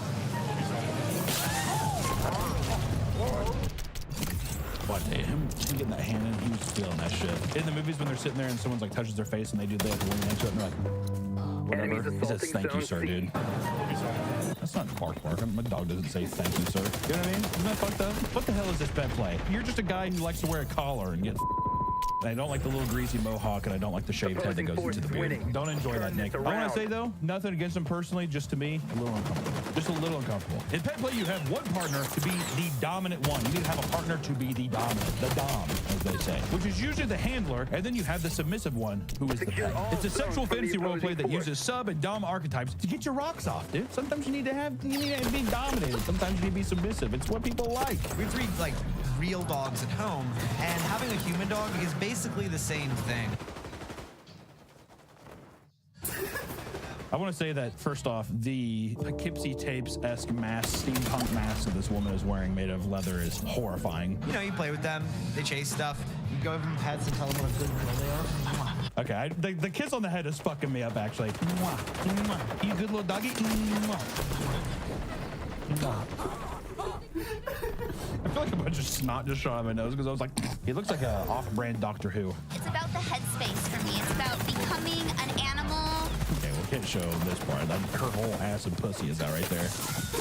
We can't show that. I think that it has to be a humiliation kink, which I still don't understand. I would, man, can I be honest with you? I wish that I could get off by being humiliated, especially as a morbidly obese man. You know how easy it is for me to be humiliated? I just go to like a water park, take off my shirt, and I'm just hard the entire time. People are like, oh my God. I'm like, I know, I'm heavy. They're like, no, you're fully erect. No, I know, I have a big belly. I get it. God, I'm so humiliated. Well, after a while, too, would it be if you have a humiliation kink and you're actively looking to be humiliated, that has to become harder and harder to become humiliated, right? So at a certain point, you must have to go to extremes to find it. And that's probably where people find themselves in these things where it's like, oh, I'm going to literally be a dog. This mission may not end well, operator. Did you just put a cigarette into his mouth? That's... Oh, it's a video, if that's okay. I'm not judging. You're both consenting adults. Oh, yeah. The viewers will be wondering, what is going on? What is going on?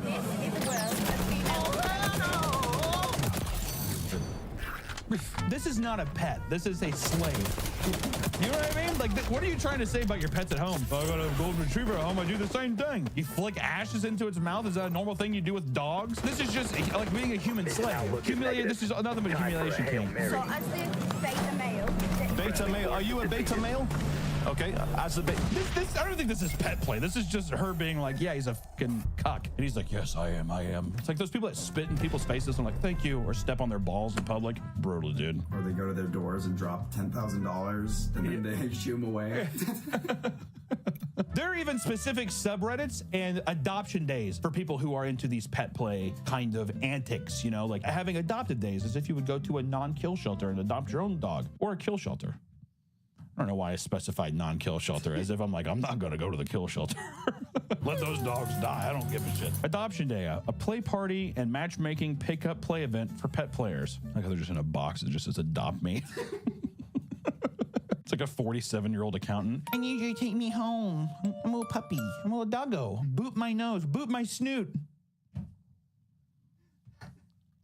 But before you can be adopted, you must first pick what animal you want to be. Some people like to be foxes, rabbits, or even mythical creatures, which I think is not cool. You can be a fucking dragon and say pet play, dude. That's not a pet. First up, you have puppy play. This is for the more energetic individual, as they like to bark, play, and fetch, and run around the yard.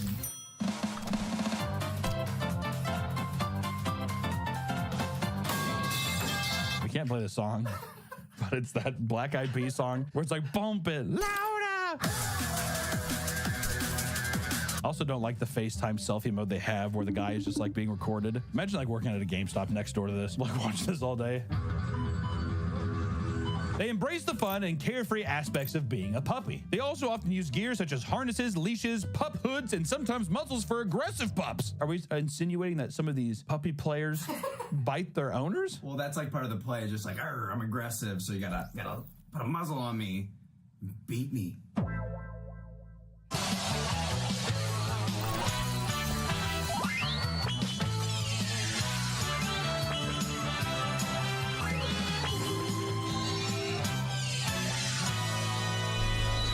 Why the f did that actually get me kind of hyped?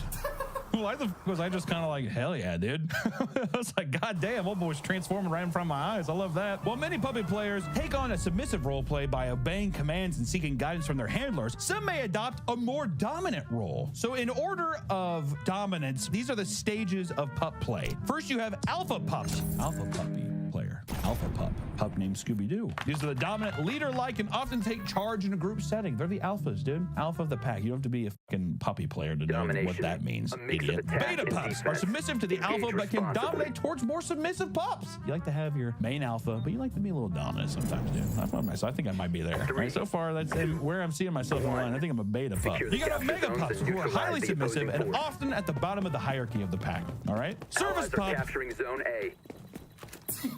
They have service dogs and puppy play? Is there a blind man out there with a service dog? No.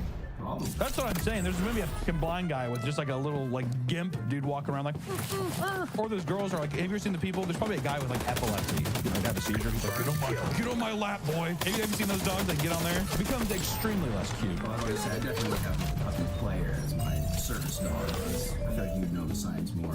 What would you need a service pup for? Aneurysms.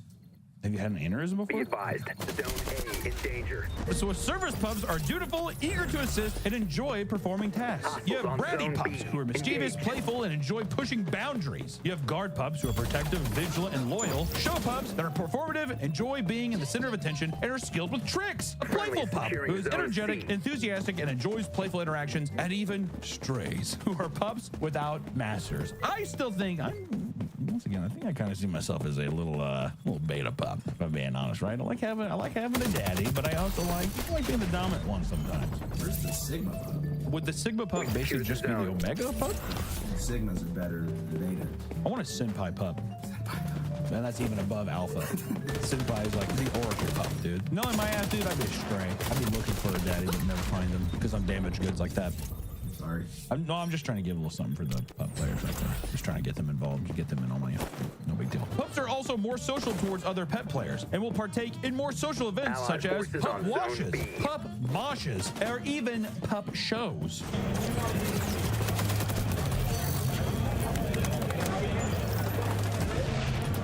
Capture zone contested. On Zone B, engaged.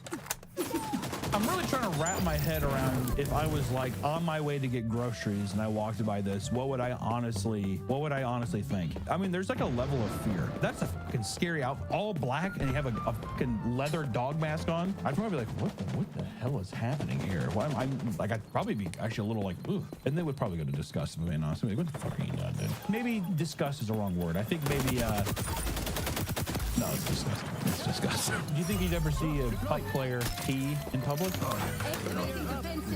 They shit in public and they pee in public, and they get off to it. And they're just hard shitting and they're hard pissing. No, it's not all sexual, man. Just want to put that out there. I don't want to come off as ignorant, dude. Let's see what a pup wash is. Good thing about this is that it's not sexual. Okay, that I want to. You picked such an unhinged moment. What is? Allies are capturing Zone A. Pop of meat. I'm jealous. Because, you know what? Me, it looks like they're having a pretty good time. Don't hate. No shames. Friendlies securing Zone C. Like at the beginning, like I was a little, like I'm starting to get it. Is this what I can't see where the other guy's hands are at? This is like they're just like, we need to do this in a forest because people will not understand. Puppy show and auction. Okay, they auction off the deal. Don't compromise. This is definitely not sexual though. Kind of like, why do I kind of vibe with the camo one, huh? Little safety hunter orange. I'd like. He keeps on. I mean, I love the channel. I think this dude's funny.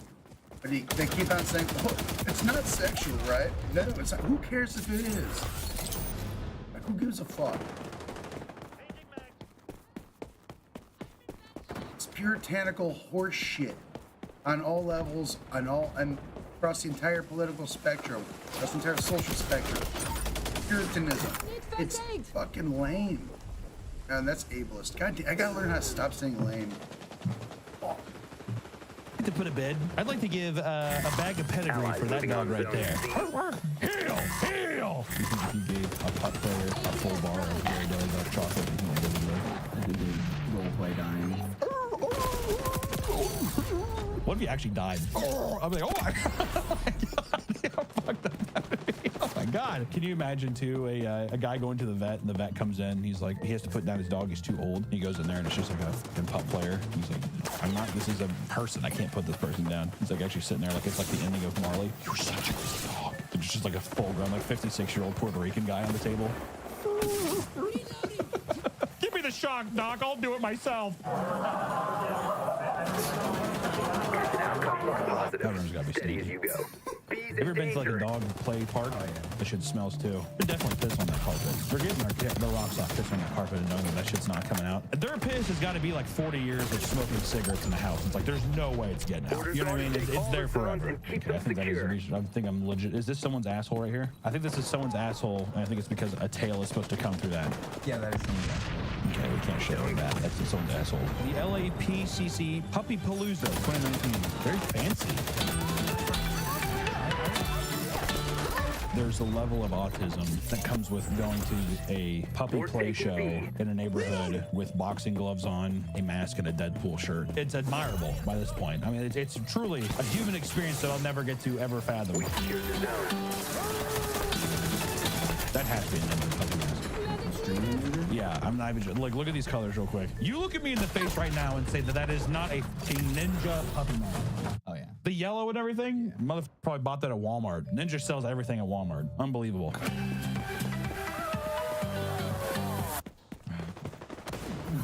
It's just it's people doing the howls, but they're like, they snap their head back really quick. It's a little cringy, all right? Yeah, maybe I am a hater, dude, but I'm trying to learn and make myself more adapt to understanding and becoming a more loving guy. I'm going into this document, dude. This is my first time really experiencing this stuff, and I think that my visceral reaction is because I don't know. But the more I get into it, the more I think I'm gonna be able to understand. Which there are many prominent figures in the pup community that we found. One of them being Tom Peters, aka Spot. You want to guess why his name's Spot? Does he show his asshole? Progress update. Mission success. And that'd be a is reason to call within somebody reach. spot, right? The whole thing, and then you just see their fleshy asshole like that. I don't know. He gained popularity after being featured in the BBC documentary Secret Life of Human Pups. He started his involvement in puppy play in 2008 after discovering the concept while participating in the BDSM community. Not sexual. This is a way to really stress. Tom likes to dress up as a Dalmatian and indulge in the life of a puppy. That's what they call him, Spot. Yes. Right? There are 9 million of them in the UK, with 1 in 4 households having a canine companion. That little bitch pulling that dog. We're going home! But some people don't just want to own a dog. They want to be one. Okay, that unironically just scared the absolute shit out. That is a jump scare. Look at that. Oh my. 32-year-old Tom works as a sound and lighting technician for a local theatre. But after a long day at the office, this is where he likes to sleep. I can actually fit in quite successfully. That guy too looks like he could fuck you up. You know what I mean? Takes off the thing, hit the fucking chain on. He was like waxing it. He looked like Tom Hardy in that. Tom Hardy is in this movie where he plays a British gangster, him and his twin, and it looks like this. It doesn't look very comfortable.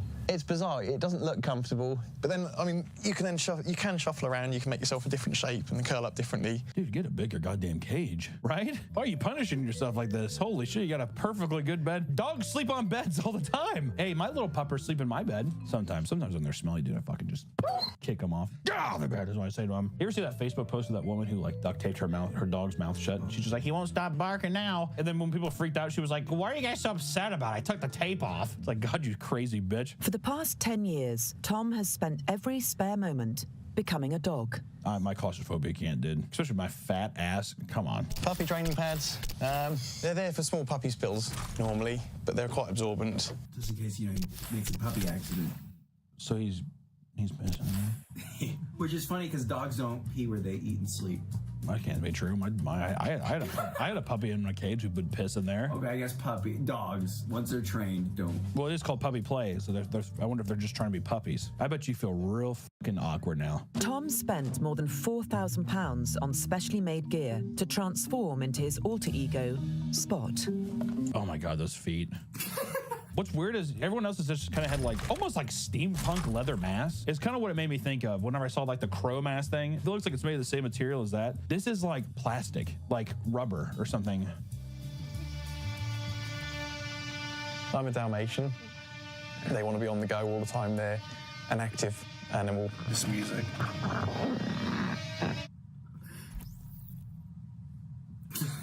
I'm scared, Nick. I'm like, unironically, I really hope I don't have a fucking dream about this guy. I am fucking scared. Jesus Christ. I actually munch on bonios, which are proper doggy biscuits. But there's that can't be good for you. There's no way that eating food that can be processed by dogs, humans can't. Okay. He also plays with chew toys and eats plenty of kibble from a big dog bowl. He eats up on the table. He has his giant mitten things. It looks just like, especially that rubber suit. I'm just gonna go ahead and say it, dude. Imagine getting a stiffy in that suit. You can break your goddamn dick off doing that. Good Lord, dude. His costume costs £4,000, which is tailor-made just for him. I mean, we're getting into like furry suit levels here. If like people throwing down some real dough, you can buy a goddamn used car for that much money. Are you kidding me? Which he looks. I just want to say it could not look more horrifying. I don't know who would ever look up to this and be like, how cute. And you see this walking around the corner. I mean, if I was like, yeah, man, I'll pick you up. What's going on? Or like his friend Rachel, you go to her house and she's just like, yeah, my friend Tom's there, right? And then he walks around the corner. I mean, I would scream like a girl. I'd be like that. I would seriously have that kind of visceral reaction. And Tom is a show dog, as he was the first person to win the Best Puppy Award in 2015 at Puppy UK. But this, unfortunately, had its own consequences. Since Tom was so focused on embracing the pup lifestyle that his relationship with his fiancée Rachel was strained. You know his friend Rachel? Yeah, that used to be his fiancée. She's just like, sure, I guess you can stay here, eh? Fighting in the UK is a bit tough, eh, Tom? He's like, good.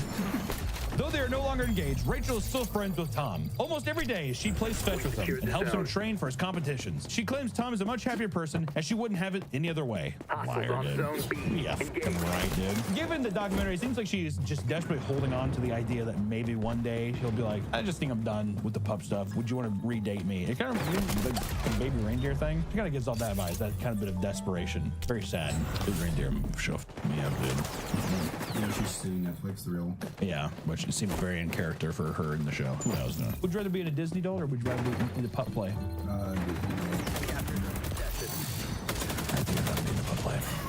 I honestly think I'd rather be in a pup play than be a Disney doll. I think I can confidently say that. After the separation, Tom moved in with his handler, Colin, who makes sure Tom has food, water, and plenty of scratches. Scritches? Scritches. It's the Reddit version of scratches. Has plenty of scritches. That's the Reddit definition of scratches? Jesus fucking Christ. Nick, you're actually trying to kill me, dude. Do you think if Tom wasn't split now, that you'd be back together?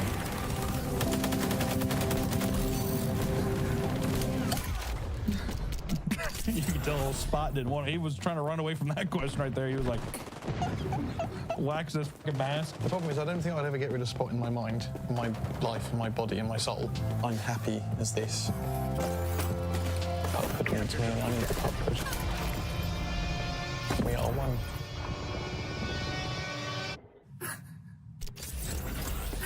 I don't think that could have read any more like Willem Dafoe talking to the Green Mask and Spider-Man.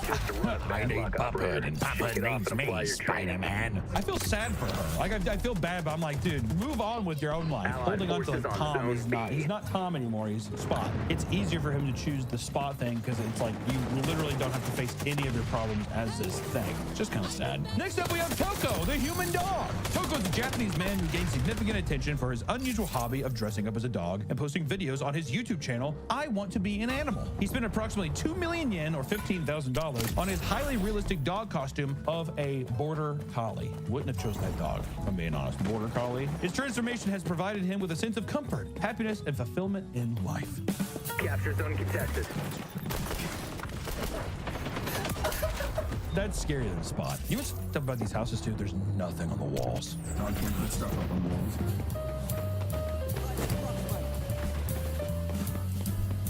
This is legit like something like a horror movie. This is fucking.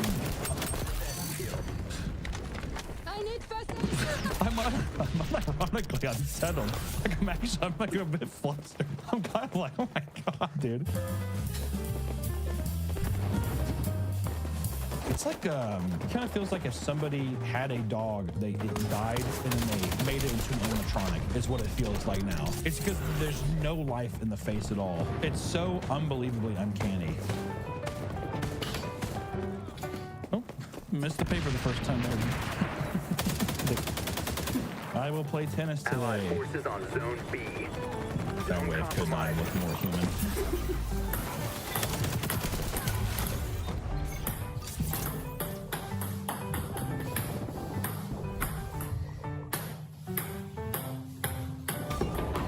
I mean, I feel like I'm watching the Poughkeepsie tapes.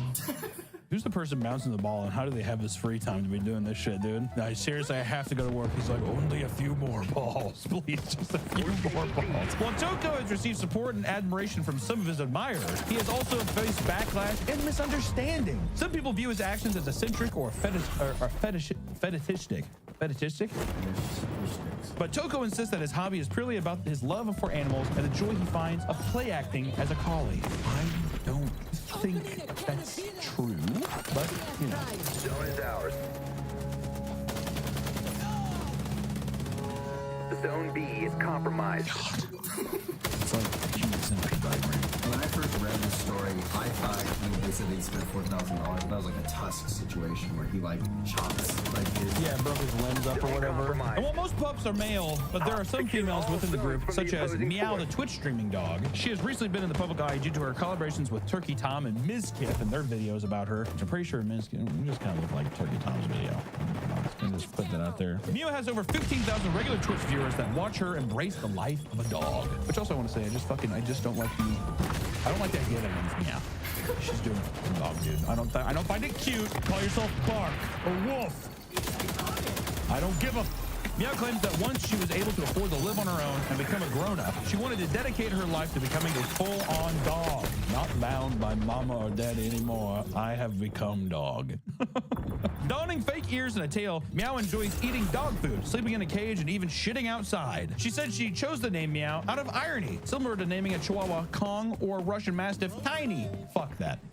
I don't like that, Nick. Which, who am I, dude? Name yourself what you want to name yourself. I just think, come on, dude. I don't find it cute. People that have a chihuahua named Kong, I punk that little motherfucker. Time to go home. She actually bit my leg. Bad dog. No biting. Why do you think that girls don't wear that mess? You know, I just think they look like dogs. Damn, Nick. Jesus fucking Christ. Next up, we have kiddie play. This is for those that like to be more independent and have a sense of curiosity. Friendly much forces like a on cat. zone Kiddie B. players typically have a playful side, engaging activities like batting at objects, chasing toys, drinking milk, and using their litter box. So instead of shitting outside, they like to shit in sand in their house. How fun. Conversely to pups, kittens are dominated by females, with very few males within the scene. Sorry, man. Step at the up. Can we get some men in the kiddie play, please, Nick? This is what I want out of my viewers. If there's a guy who's like, I want to get into puppy play, Dad, become a cat. Don't be a fucking pussy.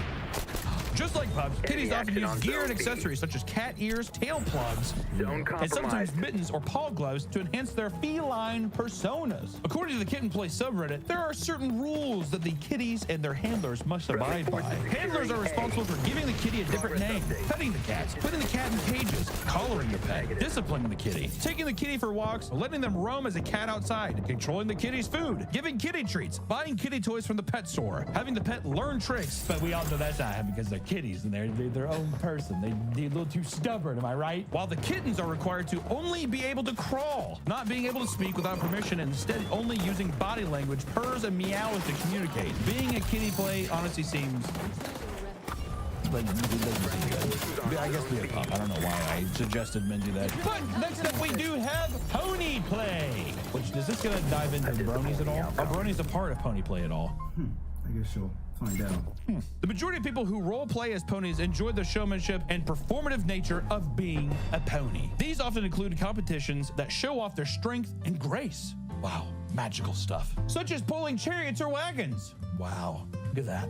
Did you like that? Pony play. Ponies will focus on mimicking the gait and motions of horses. This can include trotting, contouring, and galloping on both 2 and all 4 legs, which I like a little person galloping on 2 legs like that. Looks like a little dance. Ponies will equip themselves with brittles, bits, saddles, hoof boots, and tails, not to be confused with hobby horsing. There's one hobby horser. Wait, what? Oh, okay. Also, they're not bronies. Just want to put that out there. I thought they might have been, but they're not fucking bronies, so don't say that. If you think that they're bronies, you're a fucking idiot, and you should be curb stomped out in public. Don't make me neigh, because I will neigh. But lastly, we're going to talk about hue cows, which are human cows. Human cows, or hue cows, is a fetish subculture that is focused around role-playing as a cow and breast lactation.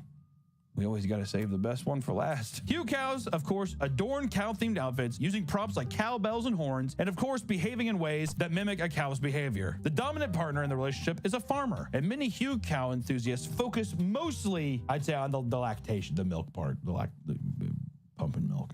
Milking a cow. Whether that be through pumps or natural means, if you're a hue cow, you're gonna get pumped eventually somehow. It feels aggressive reading that way. This can involve hormone therapy, regular pumping, and other methods to induce milk production. That's crazy. Putting hormones in your body, you're like, I need to get that milk out, dude. Cow-themed body modifications, such as udder piercings or tattoos resembling cow patterns, are sometimes part of the hue cow subculture. Right? Sometimes you gotta modify it, dude. You got a real risky business. Hue cows also sometimes partake in grazing, mooing, and being herded by pup players. Cross-pollination there, huh? It really does come full circle. Which there are some controversies that come around these pet players. The biggest course of discussion is, should you be able to show your kinks or fetishes in a public space like this? Is it wrong to force people to be around these kinds of things as well, to partake in your fetish? Because in a way, having other people or strangers see you as this seems to be a part of the fetish as well. Because I think people seem to think like, you can do whatever the f you want behind closed doors, right? As long as you're not hurting anybody, I feel like you can do whatever. But whenever it's out and about and you're shitting in public, are you pissing in public? Are you hard while you're shitting? Are you hard while you're pissing? Like, what is happening? You know, who are you putting this on that did not want to be put in the situation? I think it's where people are a bit like, the pet play thing seems to be odd. It seems to be a bit odd in public. You know, to conclude the video is, as always, do whatever you want as long as you're not hurting others. And I would say, seems that a lot of these people do these things to help with social anxiety and to help come out of their shell. Instead of them just get genuine happiness out of this. And I think, why the f not, man? Because people process trauma and all kinds of things in different way. And if you want to dress up like a fucking cat or dress up like a goddamn uncanny border collie, and if that makes you happy, then why not, dude? As long as it doesn't affect others, I think it's all good. Do what you got to do to love yourself. And for the love of God, don't impose people on anything out of some selfish gain. You know what I mean? Don't go up to some stranger asking for belly scratches, dude. It's fucked up, right? Don't take a shit on someone's lawn. I guess it's just what I gotta say. But I just found it kind of interesting. It's a weird kind of piece of subculture of the human experience. And you know, I've been seeing more of it pop up lately, so I just thought you would get a kick out of it as well. Until next time, everybody, woof woof, meow meow. I'll see you next time.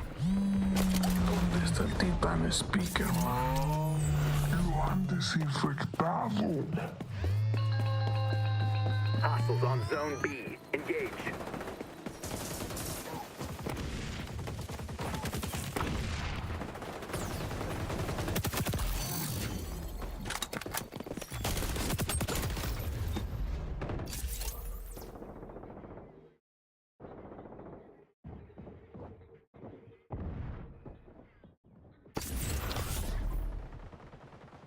Is it that White House? Yeah.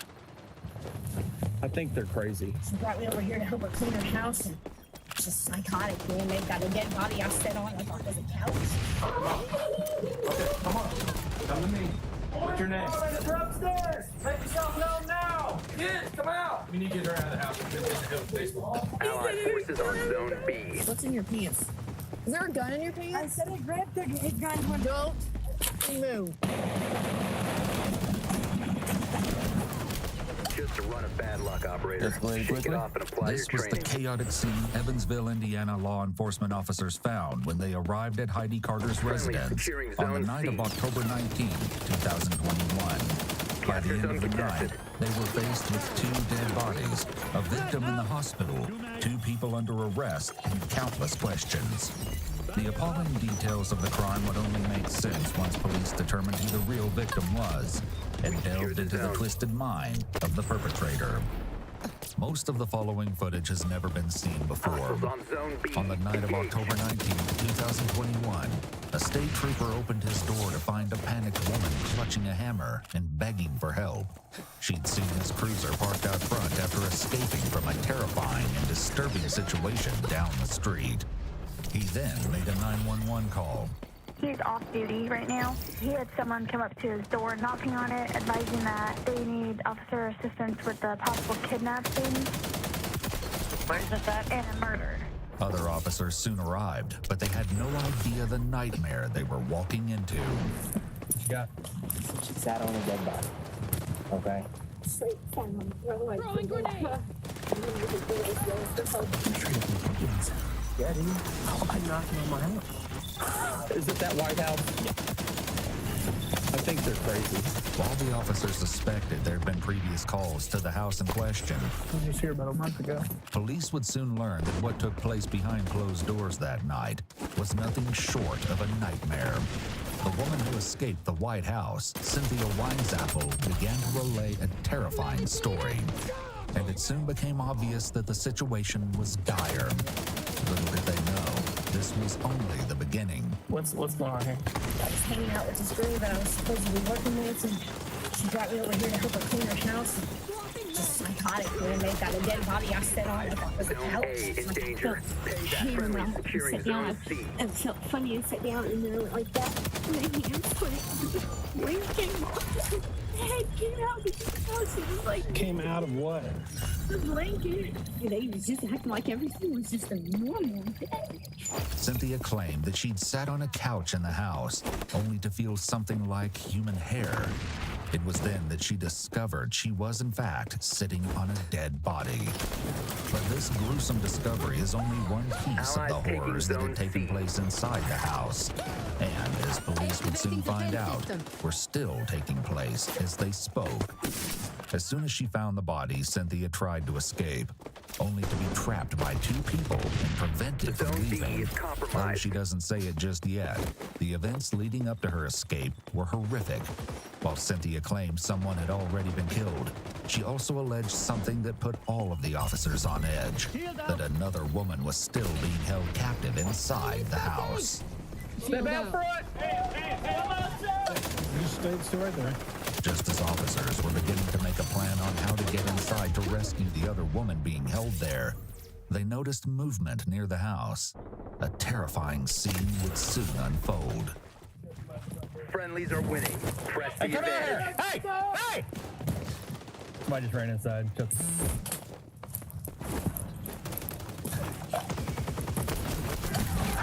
Zone contested. Show me your hands. Secure all zones from the opposing force. Yeah, show me your hands. Step out of the vehicle. Someone watching the back on that house. Yep, I've got eyes on the bag. We're taking I've got eyes on this lady. Get out of the van now. If I go to the other side of the house, I'll drive around the block. Zone C. Zone is out. I got the car. Hey, walk towards them over here. The woman exiting the house and who the police are handcuffing is 36-year-old Heidi Carter. Just relax. You gotta relax a minute. Compromised. Please get in the house. He's in there. There's people in. Somebody came out the front door and went back in when they saw us. I don't remember. Zone contested. Come over here. Relax. No.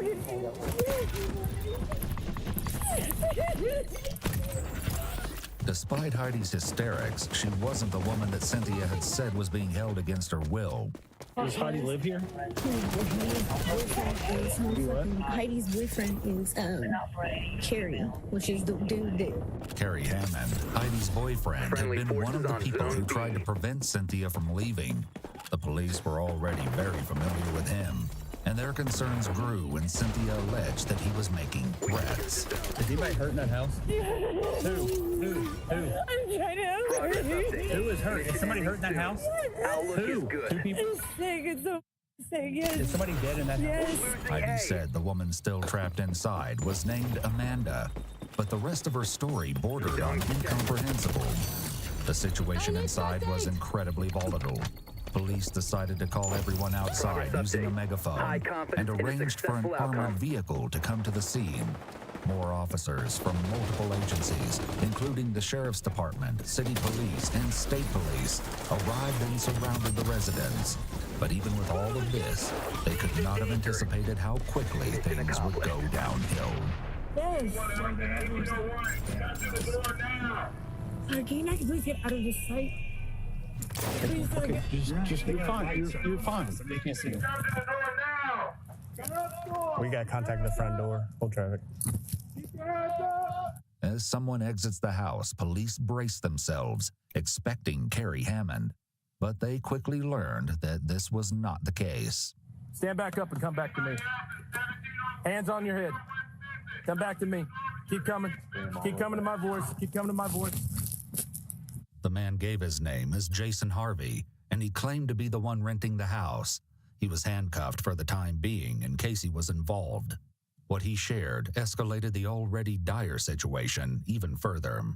Hands up! Come out now! Do not reach down there again! Yeah, my kids are upstairs and I know any of this is going on either. How old are you kids? Just be advised, the kids are upstairs. That's right. Not only was someone being held captive, but there were children in the residence as well. Before officers even had a chance to reconvene, someone else was seen near the front door, and they appeared to be holding a weapon. I'm not saying you.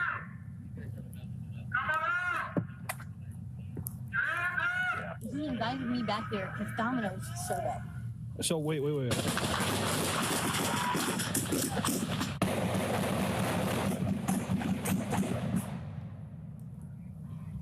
Escalated quickly?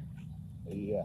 Officers are shocked when the unexpected happens, but exactly what just occurred, who had come to the door, and the harrowing discoveries found inside the house would all be explained later.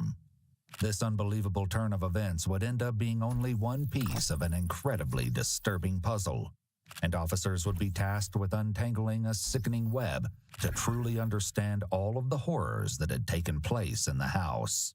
One particularly tricky aspect of this stomach-churning case was determining who exactly was a victim and who was only pretending. With so many people involved, investigators also had to keep track of who was who. Jason was the man who exited the home and claimed to rent it. It was his children who he said were still inside. Heidi rented the ground floor from Jason, and she claimed her boyfriend, Carrie Hammond, was at the house that night as well.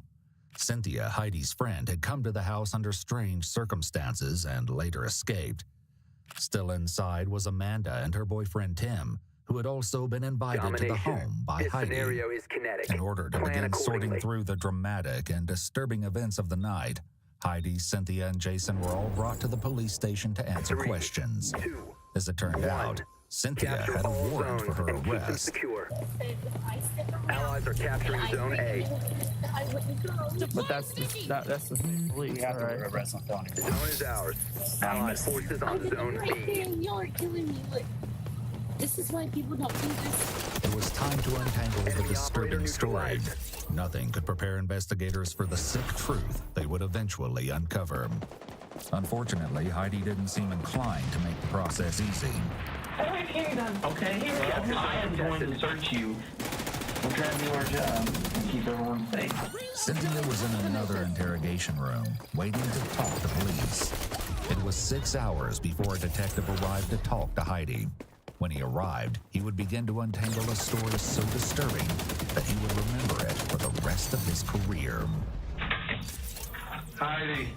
Hostiles on Zone B. Engage. I'm like awake. What's that? Is that I'm like awake? Okay. I'm gonna have these officers take those handcuffs off of you so you can sit in a chair, okay? Okay. Are you gonna be next? Yes. Come on, bud. I need on my shirt. Death avenged. What'd you say? The woman's blood that, Amanda. Yes. Capture zone contested.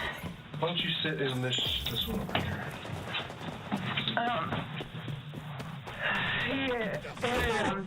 After confirming Heidi's personal information, the detective informed her of her Miranda rights. Heidi agreed to talk to him without a lawyer present. How long have you lived there at the house on Stinson? Okay. Since sometime in August. Okay. And how did you come to live there? Friendly I was staying in the Econo Lodge, and everybody had to break by the Econo Lodge. When I came to town, Carrie had actually moved me out of here. Carrie Hammond is Heidi's boyfriend. He doesn't live at the house where Heidi was renting the ground floor from Jason. He moved me out here, and then I met Jason actually, and we hit it off, and he's been my friend. Basically, him and his kids had the upstairs, it's a bigger house. Right. And then me and my dog, we had our room. Jason, the man renting the house where Heidi was living, was advised of his rights when he came to the station. He too agreed to speak with the police. His questioning would prove to be extremely helpful in determining who exactly was a victim or not. Earlier, when he first exited the house, Jason had appeared shocked at the situation unfolding at his home. He then shocked everyone by informing officers that his children were still inside during an incredibly volatile situation. Just be advised, the kids are upstairs. In the moments following the unexpected incident, officers jumped on the opportunity to get inside the house and attempt to rescue those still trapped there, including Jason's children. Using the armored vehicle for cover, officers approached the house, likely bracing themselves for the potential horrors inside. They had no idea that the grim discoveries they would make were only the tip of the iceberg.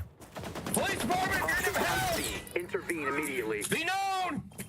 Are you guys ready? On your... Activating defense system. Secure the zone. Zone compromised. Got a long hall, multiple doors. Ready? On you. Go. Go, go, go. I got the long haul. Yeah, mine was closet. Popping in a new man. We're clearing the house. I need first aid. Okay. Clear. Back, dogs. Hold on, we got another room back here.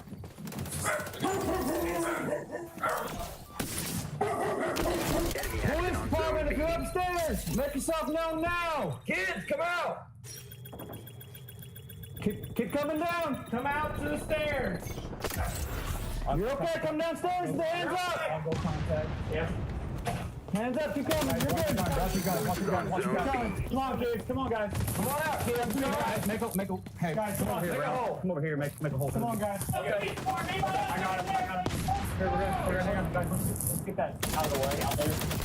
Hold on. Hey, one more. One more. Come on up. Right there. We're coming out. 2. Guys, just look to the right. Look to the right. Jason's children made it out of the house safe, but not everyone would.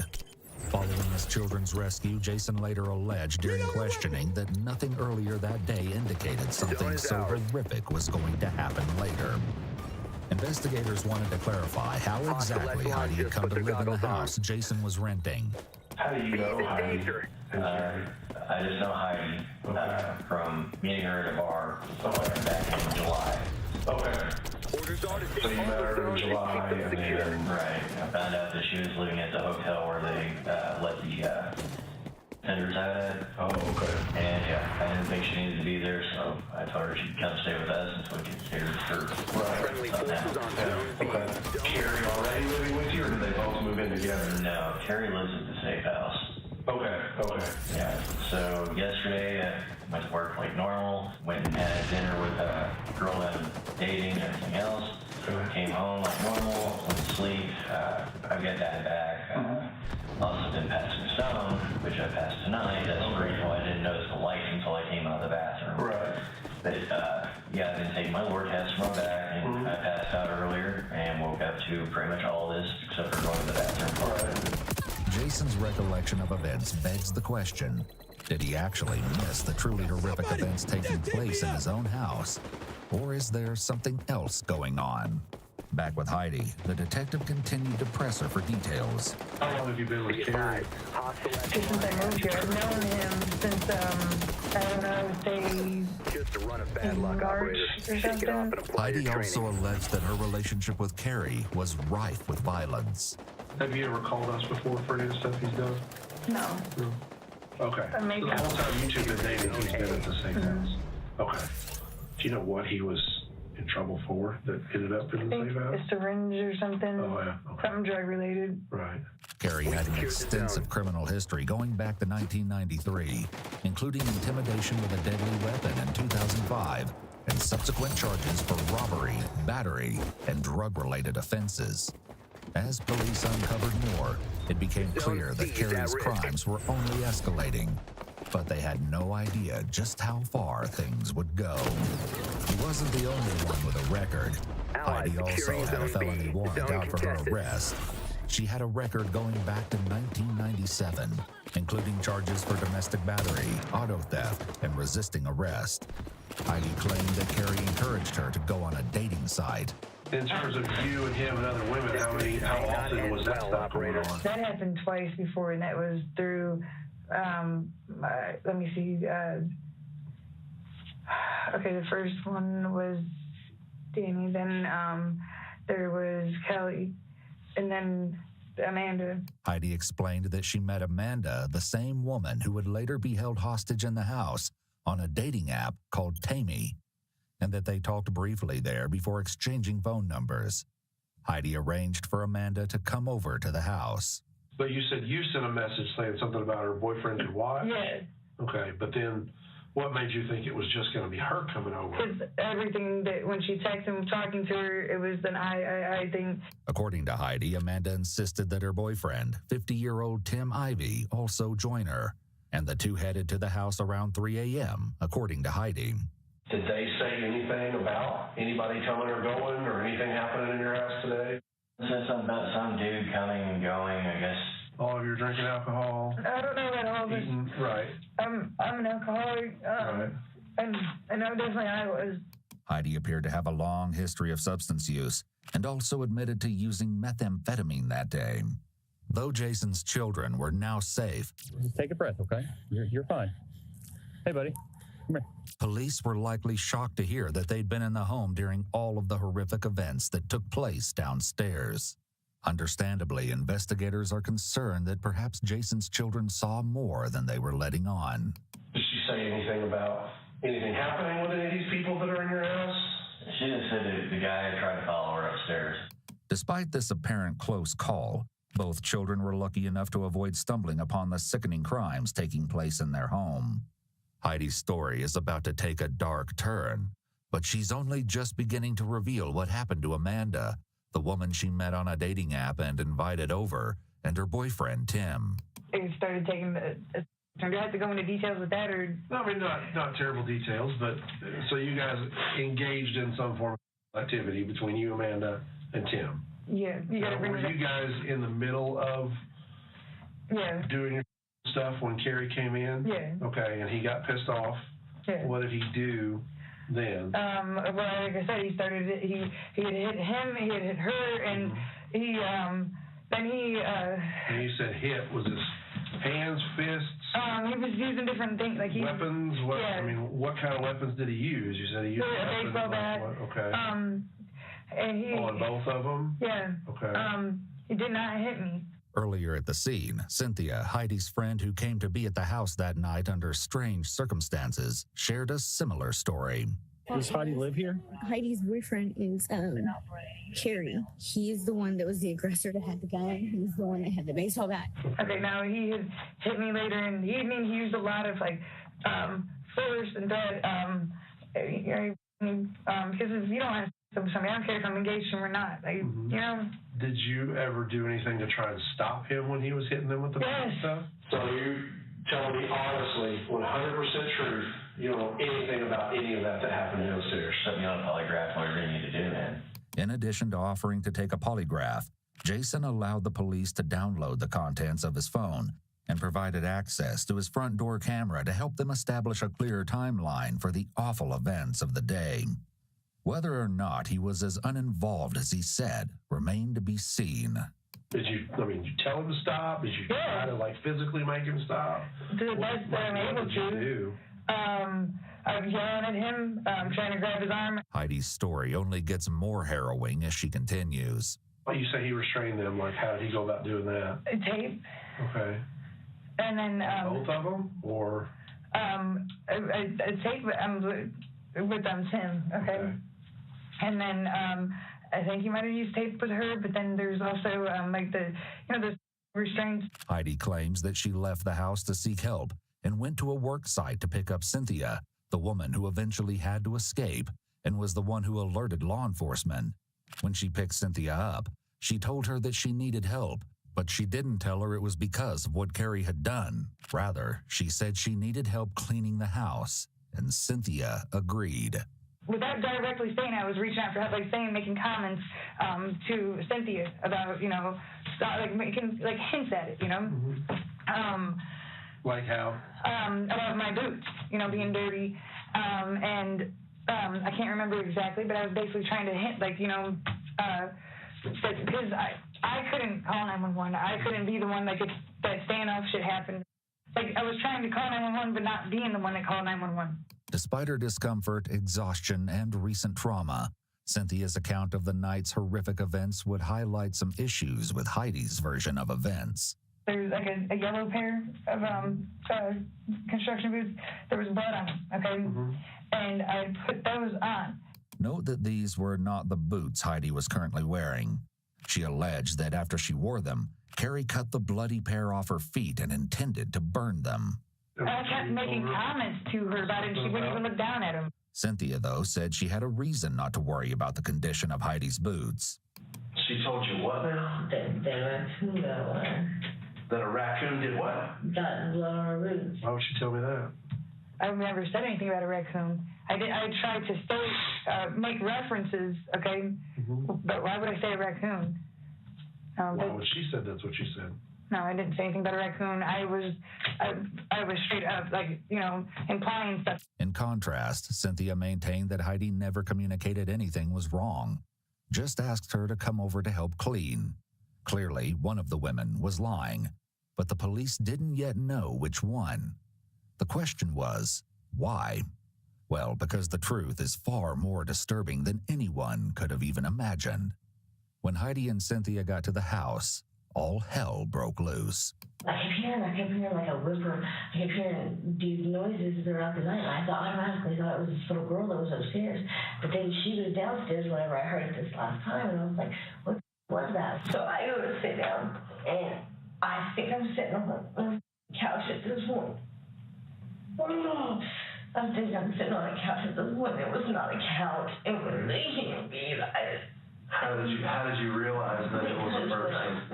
So you range of vision like this, right here, my hand slipped, and you can see the face, like you can tell what it was. Okay. When Heidi first emerged from the house, she made a disturbing statement along similar lines. He said he would kill everybody. Okay. And then when she realized what I had seen, they tried to tell me that I couldn't leave either at that point. Right. And I was like, I'm leaving, you don't understand. You can't keep me here. I've been there too long. I'm not going to tell on y'all. Like, I was like, I'm leaving. And he told me no. So he takes his baseball bat and he puts it against my forehead and he's like, you're negative. Cynthia claimed that Carrie thought she'd stolen a key to one of the vehicles while cleaning and intended to strip search her. Cynthia refused and said that she told Carrie she would continue to refuse, even if he hit her.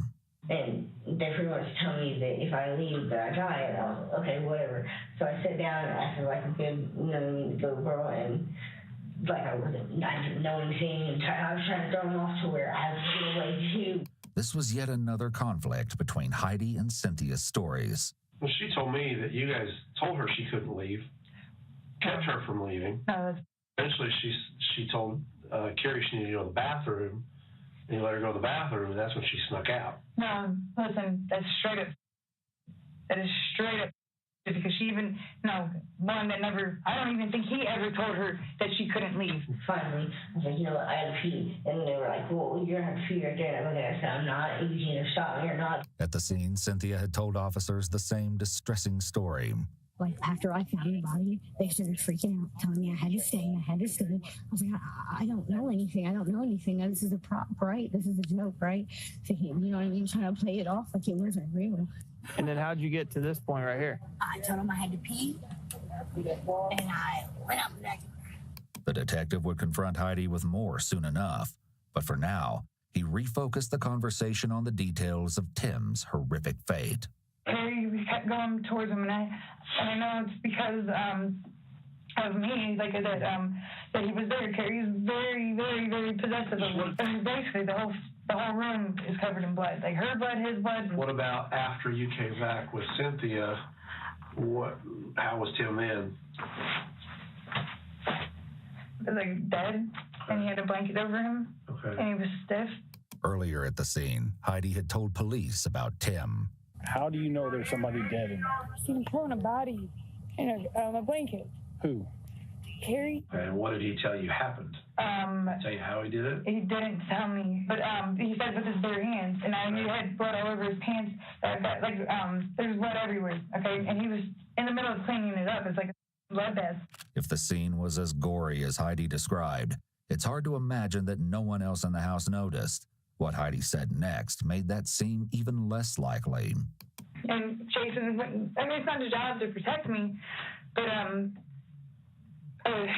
he had come down and go right past the body, She said at some point you were down there and walked right beside it where this dead dude was laying covered up with blankets and stuff. Yeah, I never did notice anything. It was a little harder to get an answer from Cynthia. Did you see any other, did you see anything that would lead you to think that somebody had been hurt in that house? Do you remember seeing anything other than cleaning up the dog's messes?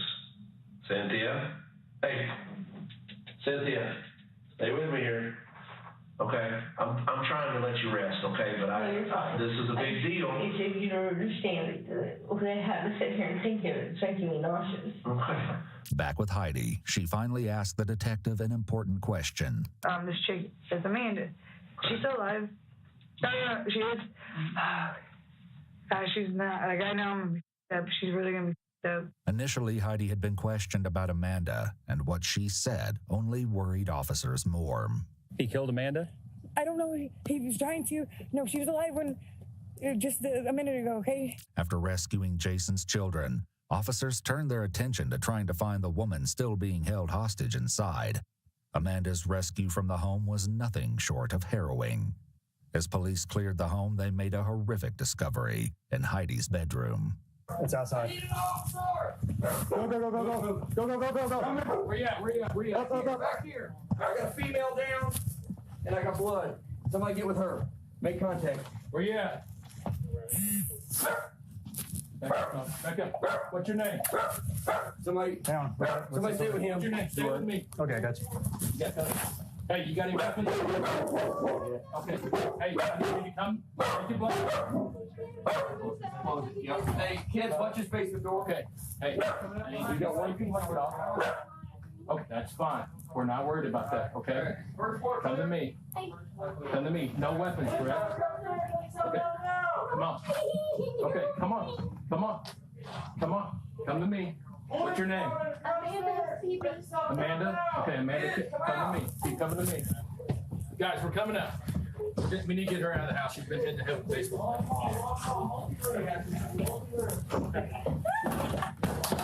Okay, I got you. Okay. Keep walking. Keep walking. Not that one. Let him know I'm coming out of the house. Medics. Where's she? They haven't came yet. We don't have any tac meds here. Okay, bring her back here. Following her rescue, Amanda was taken to the hospital immediately for emergency medical attention to treat her terrible injuries. But she spoke to the police as soon as she was able to. What she revealed would flip everything on its head, and the truth is even more twisted than anyone has been letting on. Other than, like, when you guys were having together, after that, did you ever put your hands on Amanda or Tim in any way? Did she ever have a bat? Yeah, she had it some, but she didn't ever threaten me. Okay. I acted like I was with him at certain points, but then as soon as he wasn't there, then I would try to calm her down. According to Amanda, though, things were far more complicated than Heidi let on. She was so back and forth, right, bipolar, up and down. Yeah. I never knew what she was thinking. Knowing this, the detective continued to push Heidi. The more he did, the more the inconsistencies became obvious.